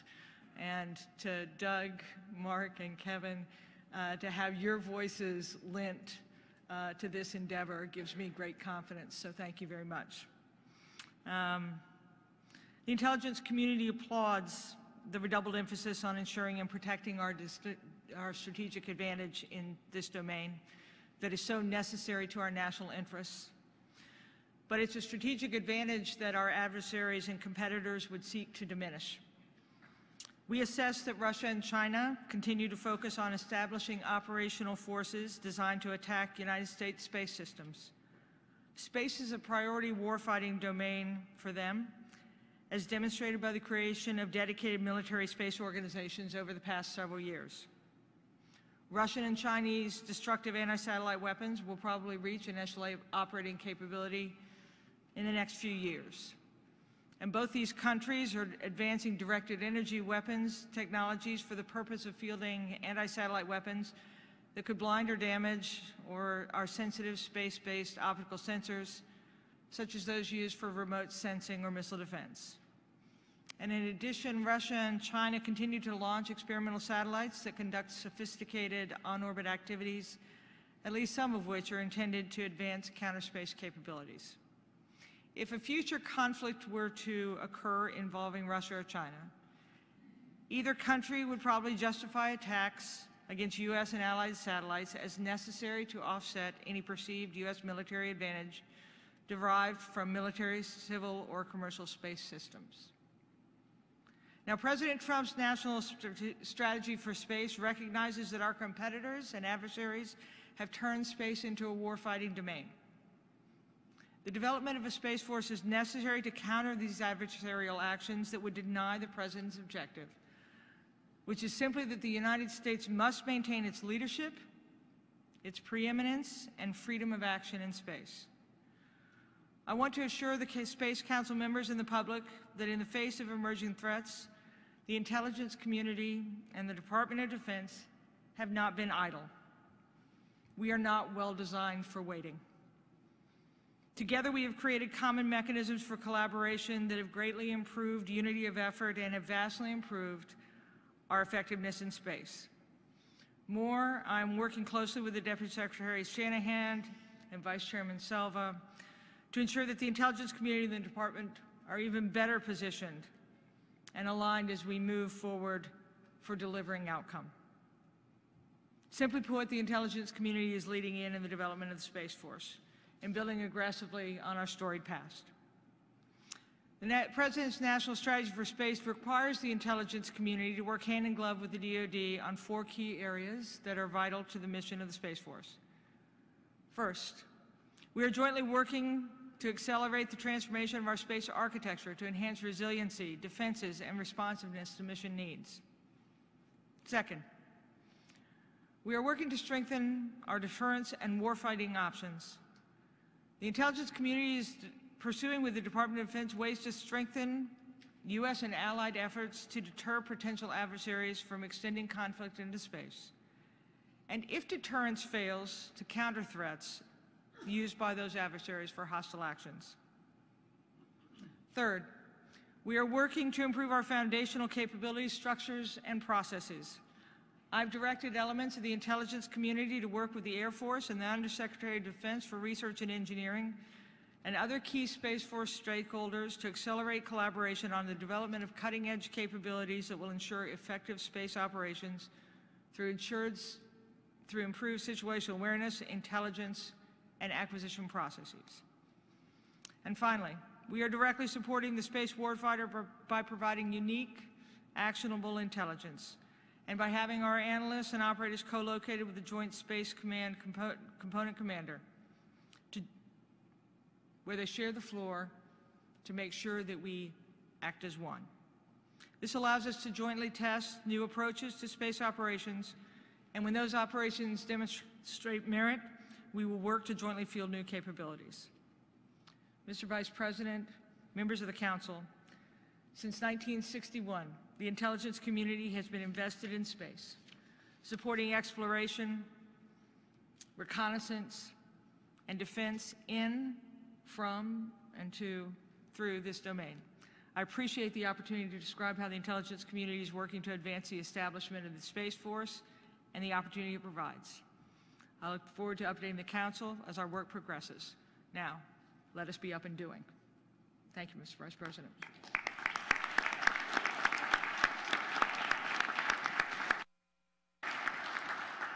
Thank you, Sue. Thank you for your energetic collaboration on this effort between defense and the intelligence community. You have most certainly, as evidenced by both of your remarks today, you've certainly not been idle and are both moving out. And the President, I know, is very grateful. With that, the Vice Chairman of the Joint Chiefs, who's also brought an extraordinary amount of visionary energy to this effort, General Paul Selva. Thank you so much, and the Chair recognizes you for your remarks. Thank you, Mr. Vice President. Thank you for your leadership and the leadership of the Council. To all of my colleagues, this has been a team effort. To the Deputy Secretary and the Principal Deputy Director, thank you for your collegial work in this space, as well as the Secretary of the Air Force for her leadership in trying to get the organization right. General Dunford regrets that he can't be here today, but I will make just a very brief comment in his stead. The Joint Chiefs are unanimous in their support for the stand-up of a combatant command for space to focus our activities and our development of doctrine, tactics, techniques, procedures, and more importantly, to discuss the authorities, responsibilities, and rules of engagement for conduct in space, for the conduct of defensive and offensive operations, to protect our constellation, to fight our constellation, and to support our warfighters in all domains and across all domains as we protect our ability to deploy civil, commercial, and military space to the benefit of the nation. And with that, Mr. Vice President, I will yield any time that's available to the balance of my colleagues on the Council.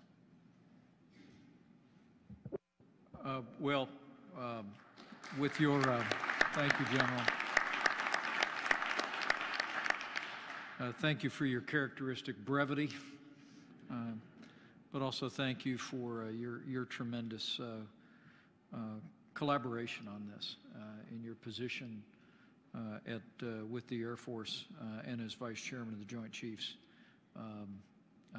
I'm always pleased to see the Chairman present for these occasions, but especially so for you to be here today.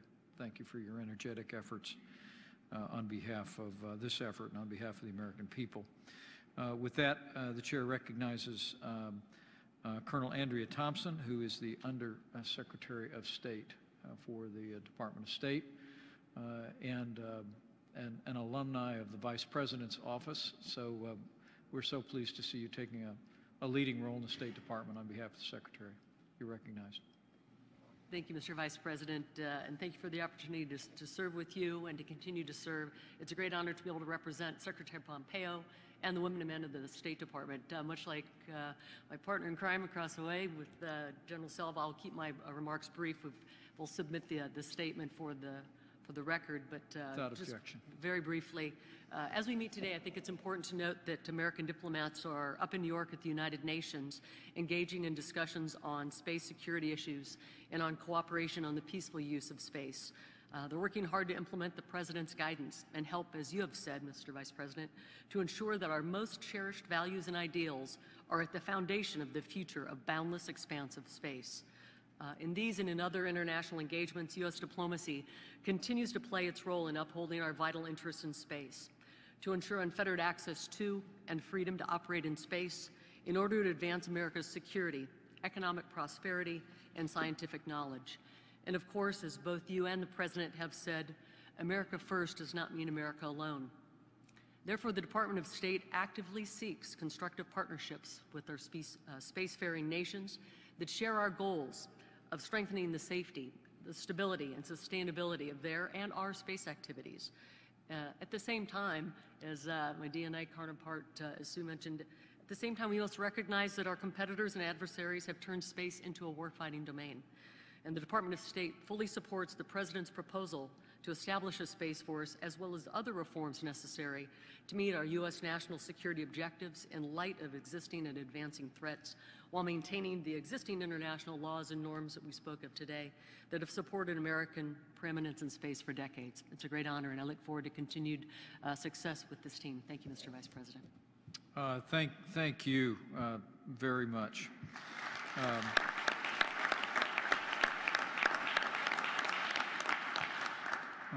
Good report. Our regards to the Secretary. Thank you for your energetic support of this effort. And it's great to call you Undersecretary of State.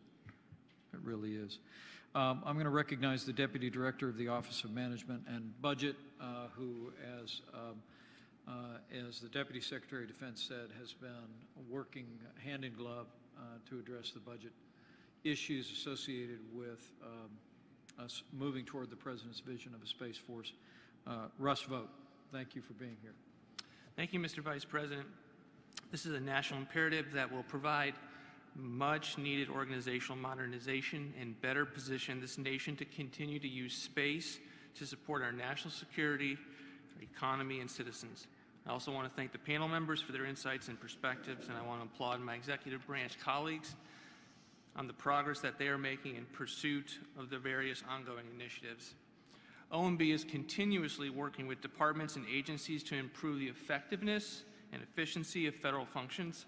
OMB also understands that strategic changes are often necessary to adapt to a changing environment. These types of changes are often difficult, and DoD space organization and management is no different.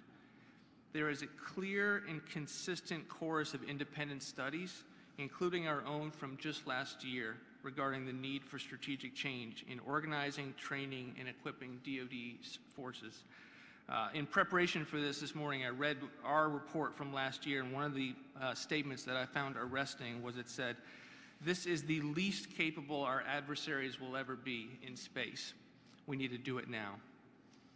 The Allard Commission best summarized up to stakes without significant improvements to the leadership and management of national security space programs, U.S. space preeminence will erode to the extent that space ceases to provide a competitive space security advantage. The President's vision is strongly supported by these studies, and OMB is working diligently to implement them. OMB has been working closely with DoD, and the Deputy Secretary of Defense has been a great partner in this endeavor. OMB is committed to properly resourcing the Space Force in the 2020 federal budget. OMB is also prepared to support the preparatory elements, primarily the U.S. Space Command and the senior civilian within the Office of the Secretary of Defense, that are essential to the timely realization of the President's vision. While the proposal remains a work in progress, we have a very feasible path to a lean organizational structure that responsibly employs taxpayer resources. DoD is already performing a broad suite of space missions, and in the near term, the primary efforts will be to realign and consolidate the many disparate, organize, train, and equip functions, eliminating redundancies as we go along.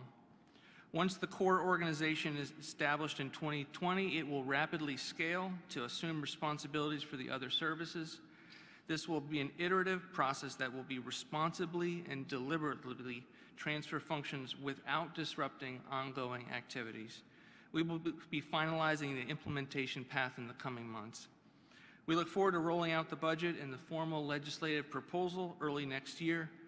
Mr. Vice President, we are honored to be a part of making the President's vision a reality. Thank you. Thank you, Russ Vought. Thank you for your efforts on this. Well done. The chair will need to be departing sharply at the top of the hour, so I'm going to ask all the remaining members of the National Space Council, if you have prepared remarks, we'd like to have you submit them to the record for public consideration, and very grateful for your ongoing counsel. With that, thank you all for your comments and contributions today. And the President's given us a very clear direction on the creation of Space Force, and now it's incumbent on the National Space Council to provide him with sound advice about how we move out. This discussion has certainly informed that, but to that end, I'm going to now recognize the Deputy Secretary of Defense to describe our recommendations to the President on the creation of the United States Space Force. Patrick. Mr. President, before the Space Council are 6 recommendations to the President as we move forward on establishing the Space Force. These have all been well coordinated among the members of the Council. Recommendation 1 guides the creation of a new unified Space Command. Recommendation 2 provides direction on the legislative proposal for the Space Force. Recommendation 3 addresses the fiscal year 2020 budget for the Space Force. Recommendation 4 outlines an interagency authorities review. Recommendation 5 establishes the Joint Space Development Agency. And recommendation 6 is on strengthening the relationship between the intelligence community and the Space Force. I ask the National Space Council to approve these recommendations. Thank you, Deputy Secretary Shanahan. Council members, you've heard the recommendations. Your agencies and departments have informed their development through the interagency process. Are there any outstanding comments or objections to the recommendations as described? Seeing no objection, I direct the Executive Secretary to enter the recommendations into the records of the National Space Council and create a publicly available fact sheet. Further, the Executive Secretary should prepare a memo to the President from the Chair notifying him of these recommendations, and to members of the National Space Council, our advisory group, and all that are looking on. I would anticipate the President taking action in the very near future on these recommendations as warranted. He only asks me about the Space Force every week, so I know he will be very grateful for the energetic efforts and the substantive and thoughtful recommendations brought forward by the experts that we've heard from and the agencies that are at the table and involved in this effort. To close, let me thank everyone for joining us here for the 4th meeting of the National Space Council. It will be our last of calendar year 2018. We do anticipate a meeting early in 2019 to continue the work of the National Space Council. It is our expectation in 2019 that we may well see new American platforms moving from American soil into space, and in fact, platforms and rockets that shortly thereafter will begin to carry American astronauts into space. We are making progress as Americans, and we should all be proud of NASA. We should all be proud of the efforts all described here today. To the members of the National Space Council, to Admiral Ellis, to members of the User Advisory Group, I want to thank you for your ongoing contributions to this effort. We are just getting started. We are moving out, but the work has really just begun. I look forward to working with each of you to make the next 16 months of the National Space Council as productive for the President and for the American people as the first 16 months have been. Let me take a few moments just to thank a few folks before we dismiss. The staff of the National Space Council, Dr. Scott Pace, Jared Stout, everyone on our great team, I want to congratulate. Stand up and take a bow, would you please?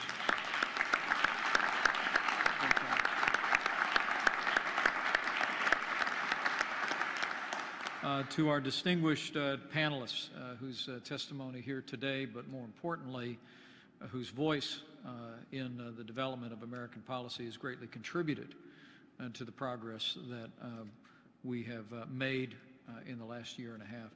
Join me in thanking this remarkable group of experts for their efforts today.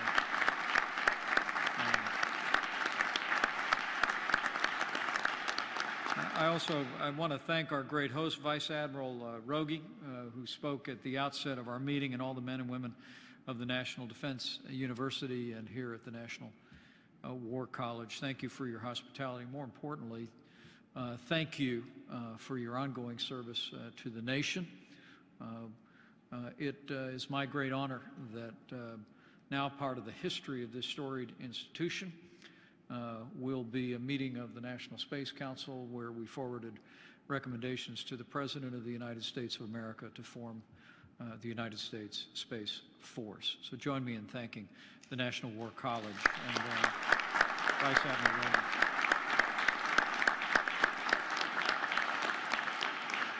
With that, thanks to all of you and all those that are looking on from afar. I can assure you that the National Space Council and all of our members are going to continue to move forward with cheerful impatience to advance the President's vision for American leadership in space.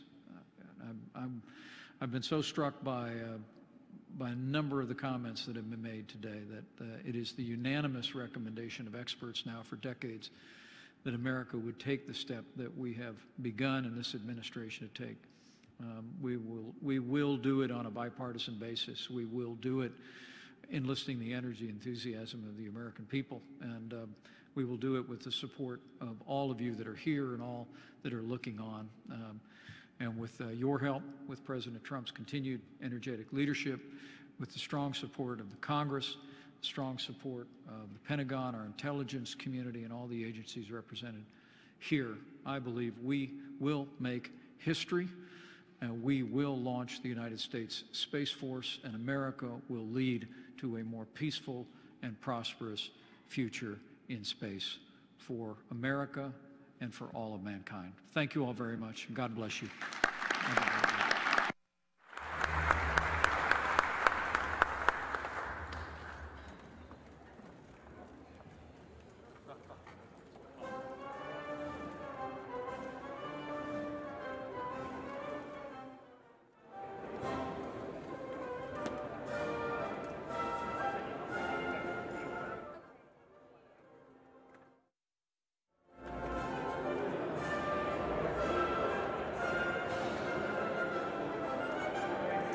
Marty, good seeing you.